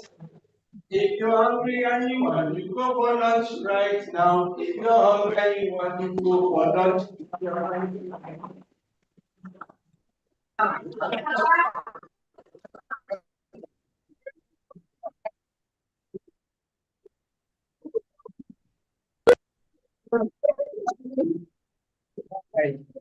Okay, so before we go, Mr. Ibrahim. Right?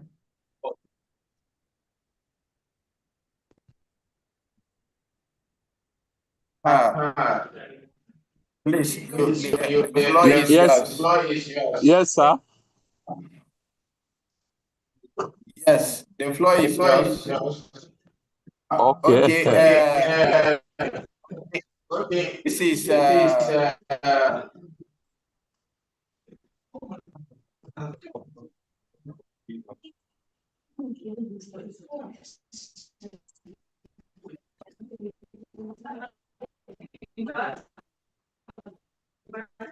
Okay, Mr. Ibrahim, are you ready? Or is there any other person online that is ready? I'm Okay, with you, Mr. but I'm Ibrahim. not. Yes, please. Except if people want Mr. me to just Ibrahim. be. Yes, yes, sir. Are you ready? I'm already, except if you want me to just to read any of the models, because I've just been trying to go through them. I see that they are voluminous, and then I have not prepared for anyone. Okay, no problem. That's fine. Any other Yes, person sir. online? Any other person? Okay. Thank you for your participation. That's So, it. So, ready.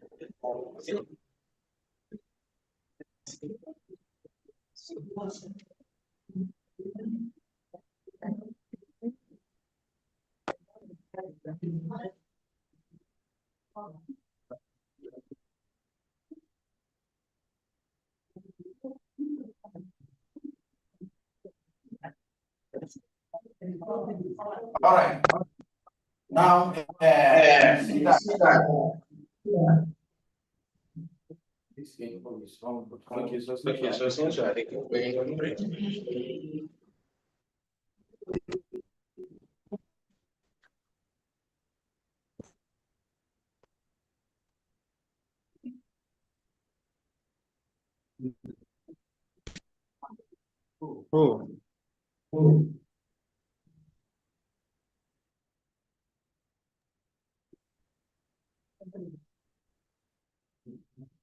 okay. The feedback also. We have double speaker on.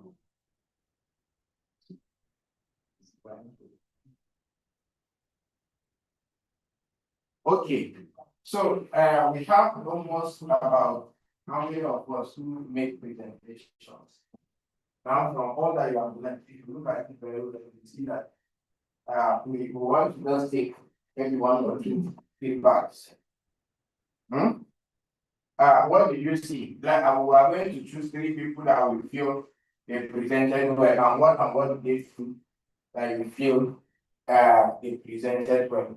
Are we together? Remember, we are not to say who does badly, or remember what we learned.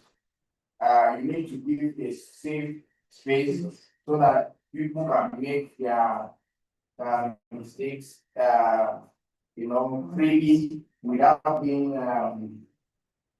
feeling uncomfortable, right? Because we are all learning. Are we together? So we are going to learn so that we know from the feedbacks. Okay, we like so persons, so person.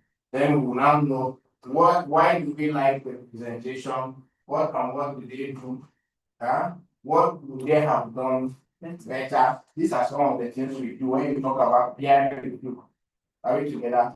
Peers reviewing, peer no mercy, but they don't go show you my so you review it, you are not the one treating your own. You are just doing. Abi? Yes. Abi? So let us be on our feet. Let's be on our feet. Just stretch your arms, shake your body. Make your body. You have the strength to bend like this.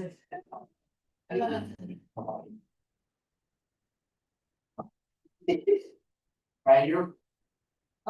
Just shake. Maybe tomorrow we'll come with massage machine. No, seriously, if we would like to you just climb on it maybe for 1 minute, 2 minutes. It's massage your body, but then I think you can just keep your leg a bit, throw it, good. So we can have our seat. Let's identify three representations that three. Okay, you choose one. Suggest. So that's suggesting. That's suggesting. Do we agree? Yes. Okay, ma, come.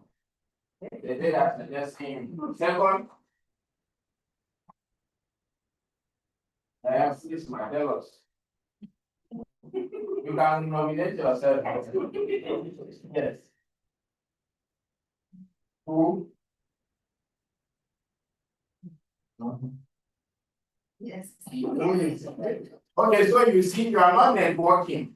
So you don't know the names of the people you are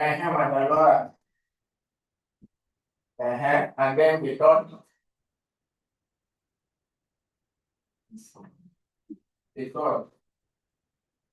yeah. Yeah. Where is the you were you are window. Yeah, so two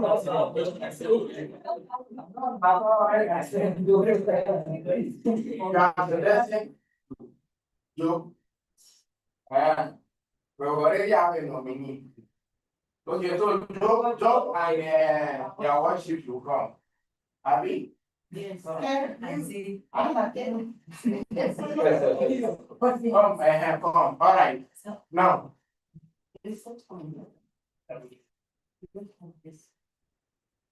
Okay. So, we want to. Yeah. What do you?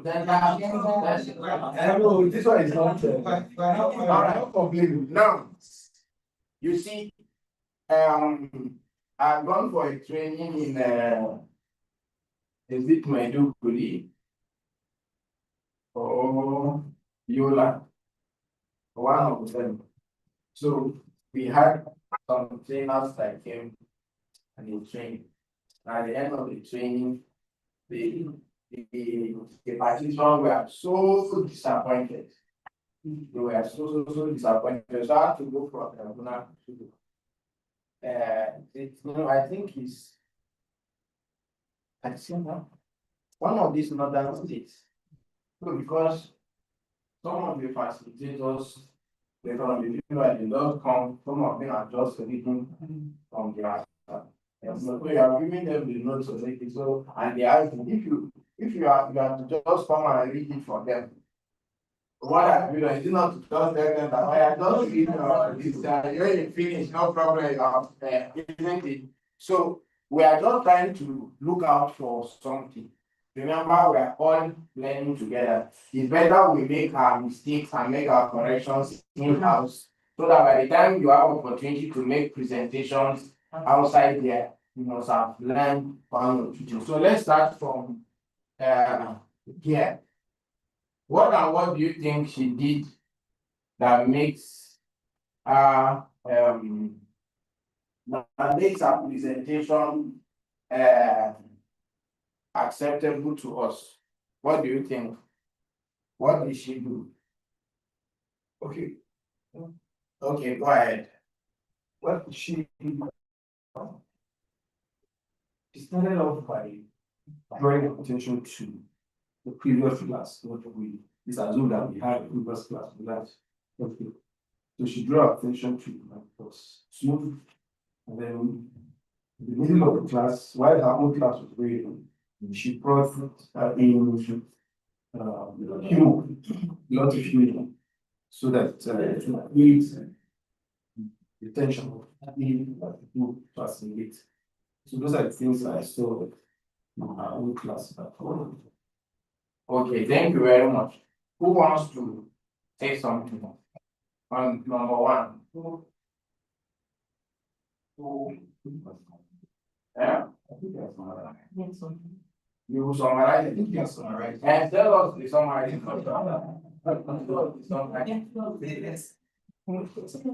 Yes, ma'am.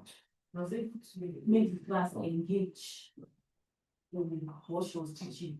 It was very interactive. Okay, so very interactive. Yes.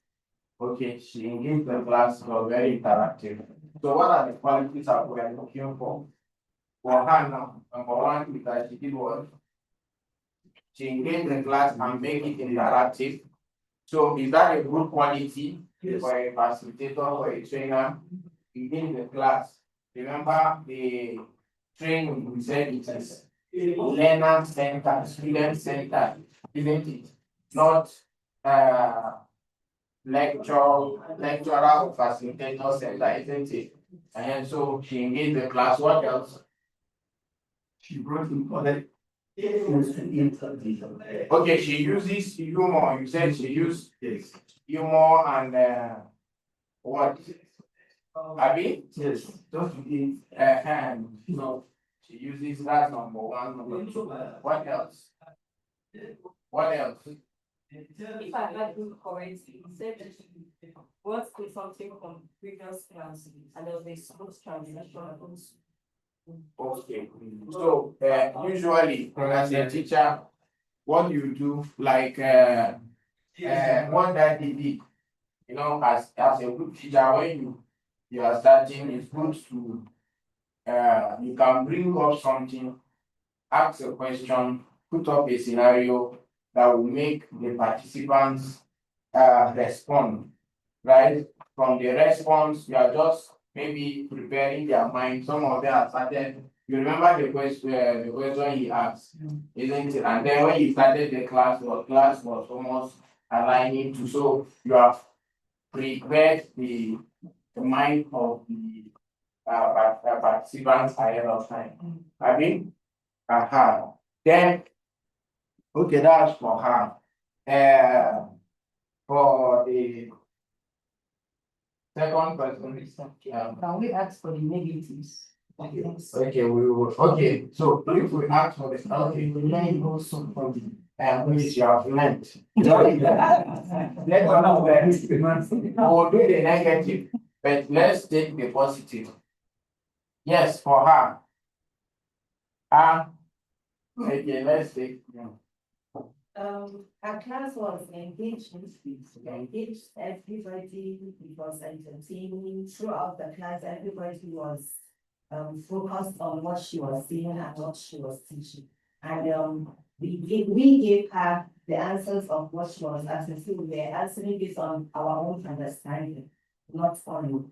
It's very, very important. Now, the goal of adult learning, that's the pursuit, the goal of what we are trying to learn is that you facilitate adults. I know from the teaching aspect that we learn, we say that adults are possibly specialists in their own field. They have a lot of knowledge, they have a lot of understanding, and so we want to give them opportunity to self-direct themselves. Are we together? So you will see that some of them will bring in a lot of wealth of experience. You know, you may not even have the knowledge or capacity compared to some of them that are seated. So you can tap from what they have, you understand, and make the class. So, but the only thing is that I specifically asked class to use that method, and that's why she used it. Maybe if she had the opportunity, she should have done something different, isn't it? So it's very, very important. You can see that. Then when the participants are giving you what you need, if they don't mention something, you can use the scenario to analyze. She asked, she said, what about confidentiality? You know, we have not taught, she has not taught us, just asked for the definition of confidentiality. So maybe what she would have done, maybe is to tell us mediation is, maybe she's to introduce the topic. Based on what she introduced, then allow the participants to now tell the advantages. Now, for example, mediation is one of the ways of resolving conflicts, isn't it? Now, among those ones, we have APR mechanisms, which includes mediation, arbitration, negotiation, among other hybrid processes. But today we are looking at mediation particularly. mediation is one of the legal mechanisms, isn't it? And it is used to resolve conflict. Now, aside from this, even litigation is also a means of resolving conflict, because there are certain matters that you have to go to court, you can't resolve, isn't it? So mediation, according to the definition of the act, is any process that you use in settling of disputes, as long as the person who is assisting, that's as a third party, a process whereby a third party who is neutral is appointed to assist the parties to resolve their dispute or their conflict, isn't it? And without the third party having the power to make not to make decisions or take decisions on their behalf.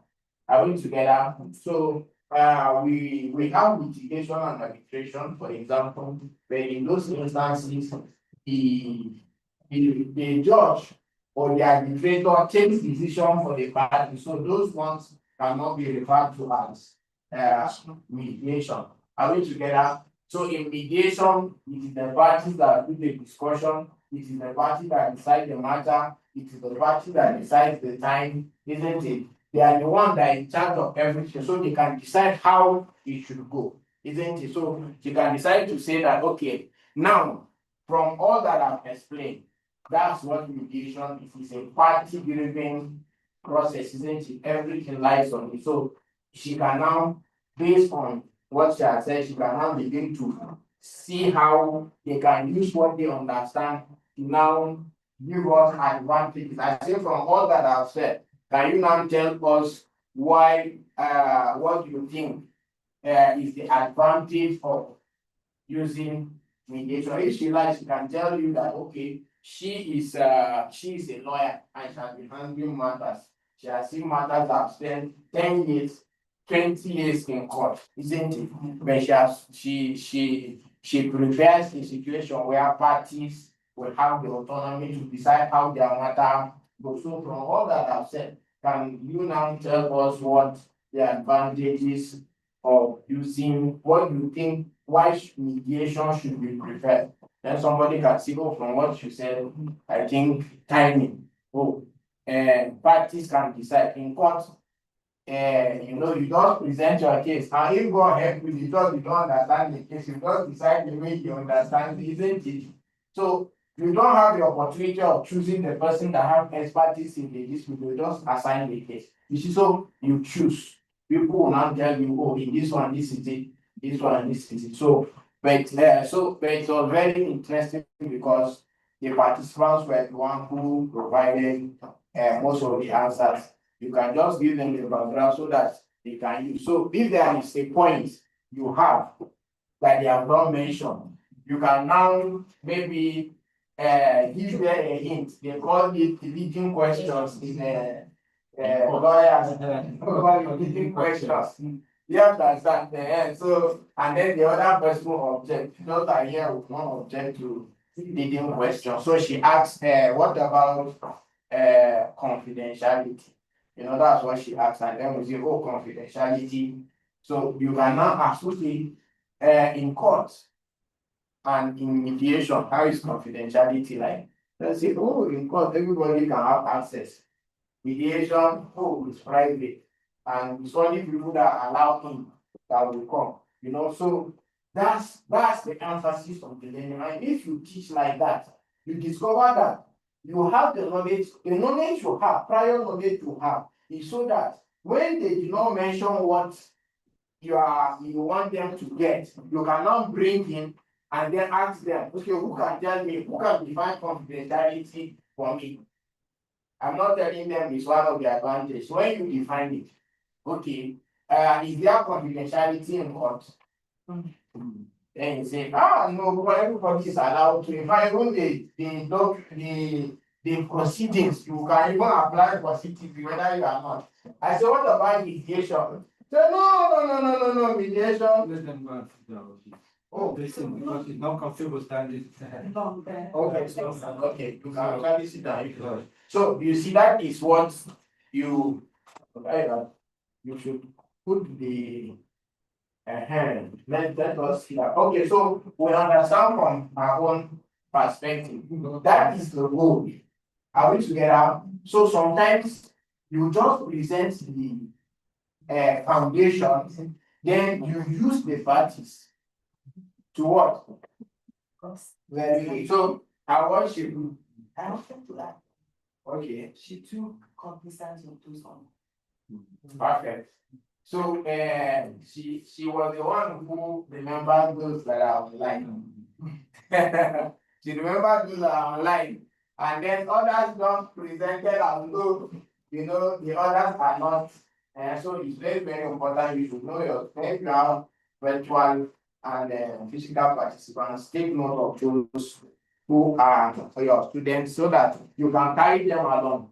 One of the things that some of us are privileged to be trained as teachers, and one of the skills that you learn is classroom management, isn't it? So when you do psychology and all of those things, they will teach you, they will let you know that there are different categories of learners. Some people are slow learners. Some people are slow learners.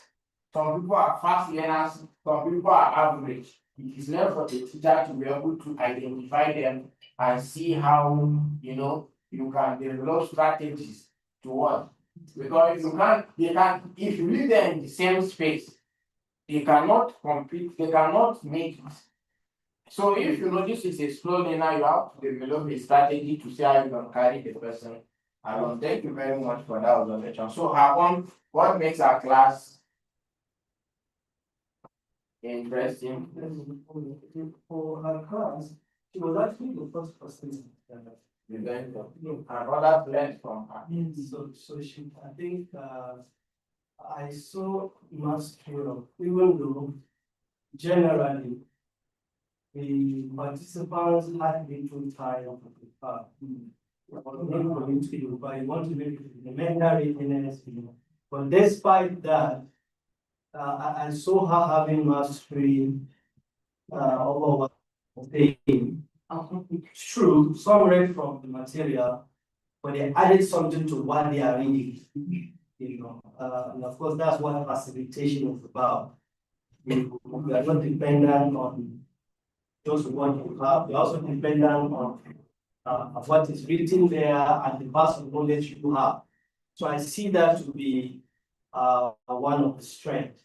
And then generally too, the place of class management, you discover that the content that was allocated to certain people was so much that time allocated. So, because when you're preparing for a presentation, you need to know how much time do you have. If the content is more than what is there, you cite some concise summarization. So that's one of the strengths of presentation. Thank you so much. Any other? I think that is so. Just Yes, like he said, she was the first presenter, but she was quite composed. We talked about class management, but she was also able to manage herself. And she presented well, even though she was the first. Yeah, so you can see, just as she said, composure and mastery. When you understand what you are presenting, with the material or no material, usually the material should be a guide. You must have gone through it. When I see the topic, you don't read what is written there. So sometimes I train myself to see if you can, while standing, be reconstructing what is written there such that you do not read out what is there. They are providing explanations. You understand? This thing has to do with time. Sometimes for your brain will just go off. Then you look at the manual, you can read maybe for some sentences so that you recoup. You understand? So all these things are strategies that as we keep presenting, we keep mastering.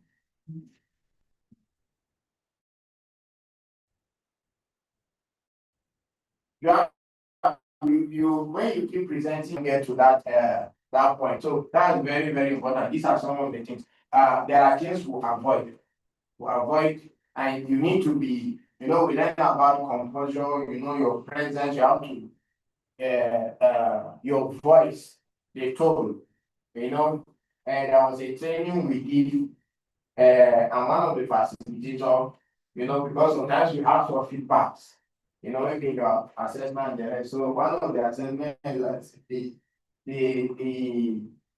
facilitator, the facilitator's presentation, although she is talking maybe the right thing, but she does not have the confidence.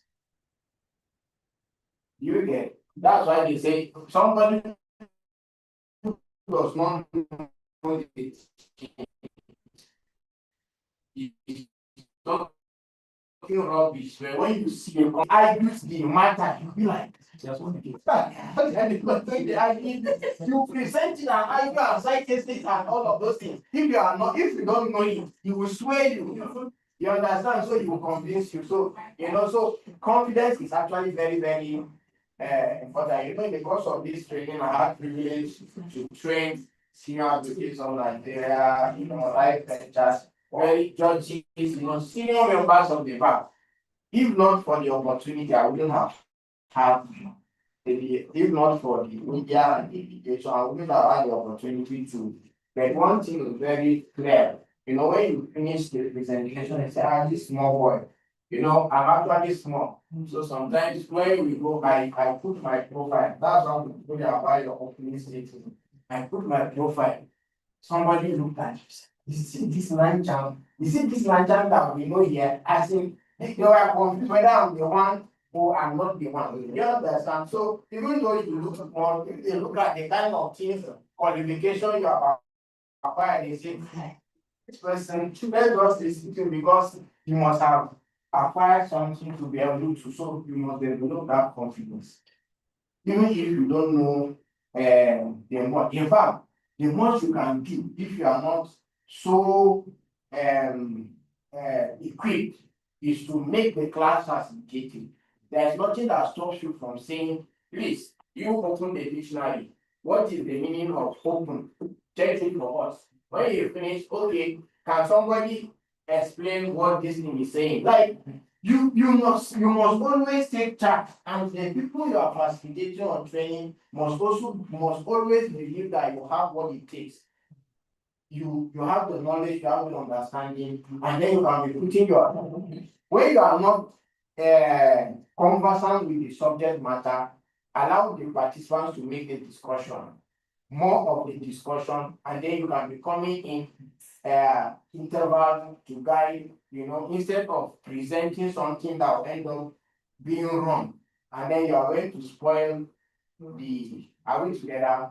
And so you can make it be that it is all of us that have discussed it. Isn't it? All of us agree. In fact, you will be surprised that you have somebody who has so much knowledge about that thing you are discussing, and he will just explain. So you can just bank on him. So all these things are strategies you must develop, isn't it? You develop it and you identify people. If you are a good teacher, you know people can rescue you in the times of trouble. So, madam, can you tell us this? Because some people are just bright and intelligent. So when they finish speaking, they will set the pace for you. Then you can now write from there. All of these things they will not. We don't share it, we don't say it when we are doing training, isn't it? But we are training facilitators. You should know that you may have circumstances where sometimes you go on stage, your brain, you'll be like, so you will not even know where you are, where you stop.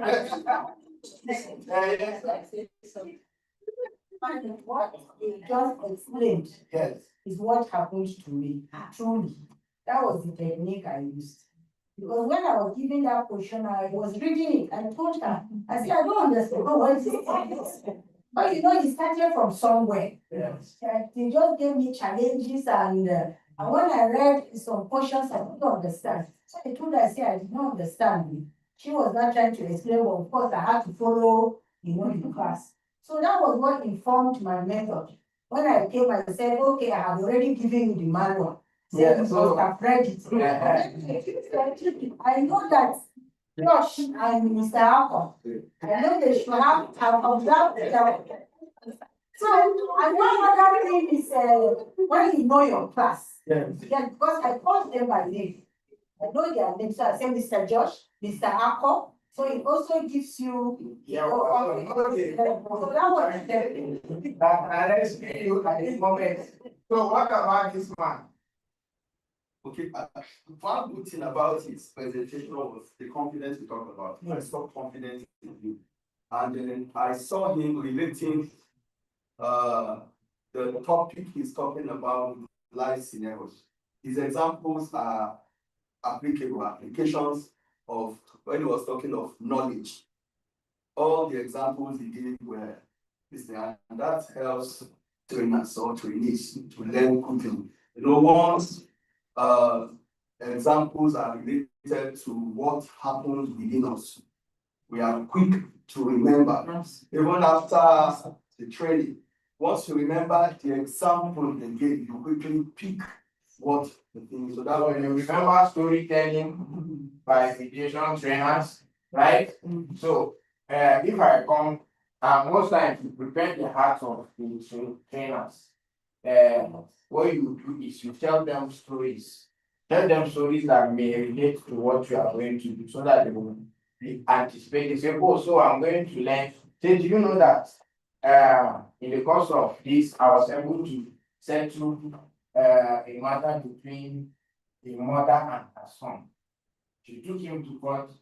The court sent the matter for settlement, and then they assigned, and then the people will be like, wow. So how did you manage to do it? So that's the thing that I was going to learn, isn't it? So you jump up their expectation, and they will be like, well, let me know how did you manage to do this thing? Are we together? So and then I think another thing is what? It was detailed. It was detailed, but it talks fast. You notice. Yeah. So sometimes when you understand maybe something, the tendency is that you talk, we have that He was trying to manage his time. okay, the humanity is time. And so now Kathleen is one of the best trainers. Maybe she's used to training white people who understand. Some of us will try to pick some of the things. So sometimes but there was a training when they were being trained. She was one of the facilitators. I think maybe then she understood the nature of the. But this class, remember, it was a master class. This is a master class. So maybe that's why she just moving. But when she spoke, I thought she was speaking very slowly, and then they were actually following. Yeah, understand. So a teacher, you understand your class, and what we presented to her is a training of trainer. So you so there are a lot of expectation from our own end. You understand? So that's one of the things that we need to take note. I think with this. Now, what are some of the things that you can do? Just briefly, maybe one, two. Are there some things that we feel that they are not, maybe we are not supposed to? Okay. I think in the course of facilitation, as a facilitator, be careful of carrying the people along. They are happy, but they are not learning. It's very possible. They are happy to see you, the way you talk. They are just being fascinated about your portfolio and your gesticulation. But at the end of the day, they learn nothing, because when you ask questions, you discover, so all these things I have said from A to Z, it's only A and B they know. What about C to Z? So as facilitators, always, the moment you have moved the crowd, what we call continuous evaluation, as they are following you, evaluate at every junction, create milestones in your facilitation. At every milestone, check what I said in the past 5 minutes. Has it been gotten? When you move forward. Okay, so you develop checkpoints. Yeah. Right? So that when you are speaking, you get to your point. So you can set an approach from the beginning so that the participant will always be, and we call it, And so you will pay attention. You will know that I will call you next to there's something like this presentation. When I ask everybody, give everybody the chance to present, and I sat down watching, some people are not even listening to what is happening. They are concentrated on what they are going to go and present because they know that it will come to their turn, so they want to familiarize. So you see, when you make the participants know that at any point in time, sometimes when I'm training, I would be calling names online. I would say, say what say. If you do not answer, I believe that you are not in the class. So if you answer me, I will say, okay, I will call you or ask you a question after. So it will prepare your mind. So which question will you ask me? So the person, even if it's not following, they want to start following so that when they ask you a question, some might say, my wife facilitates for teaching carefully. So she will now say she's going to give tests. The day she says she's going to give, you see the class, this will be plenty, and everybody will be saying the test now is by I will ask you a question, if you answer me, I will be scoring you. So you see people serious minded. Like so you need to be scoring. So if I ask you, okay, what is mediation, you answer me correctly, I will give you a mark. So you see, you jack up the expectation and the attention is sustained. Okay, I think it's good for us to stop now and take our lunch. I think we have had an interesting session thus far. It's all about training. I know some of the things we are talking about. I feel this is even better than the mediation training because we pick concepts that when they come, we discuss them so that you have a product. If you want to do structured training, you go from here, you go from here, you may not be able to structure that.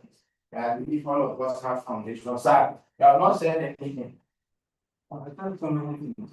In terms of the field, in my own case, I wasn't. Which one were you? Our professor was giving my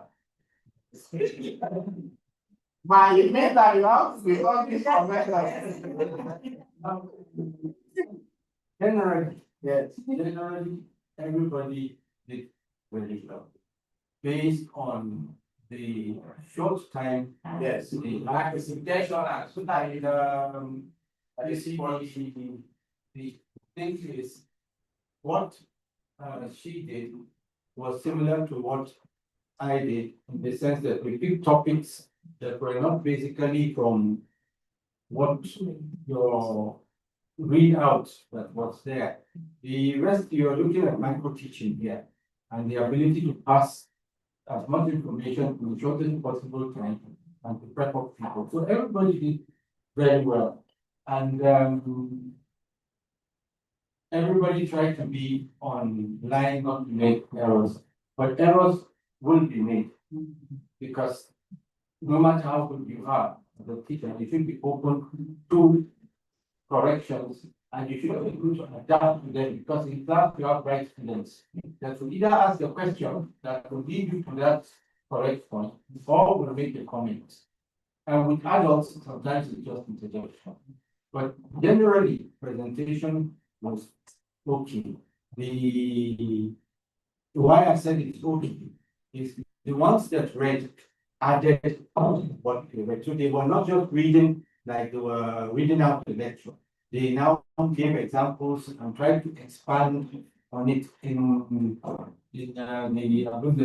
they recast what was there and they added so that you were not charging for personality. They reconstructed the sentence and all that. So generally, everybody did very well. And I'm sure by tomorrow you will see even better presentation. Thank you so much for that. All right, so our breakfast lunch is ready. Please let's go and take our So many more sections.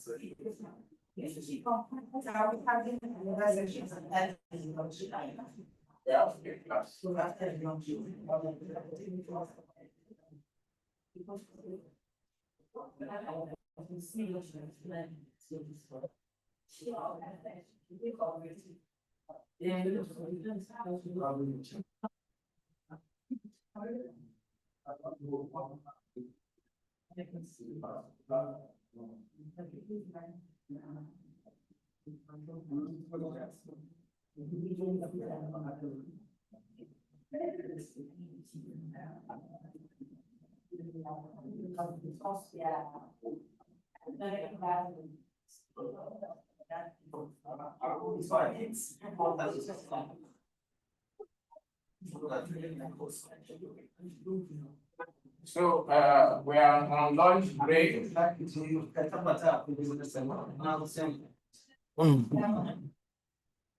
We're on lunch break.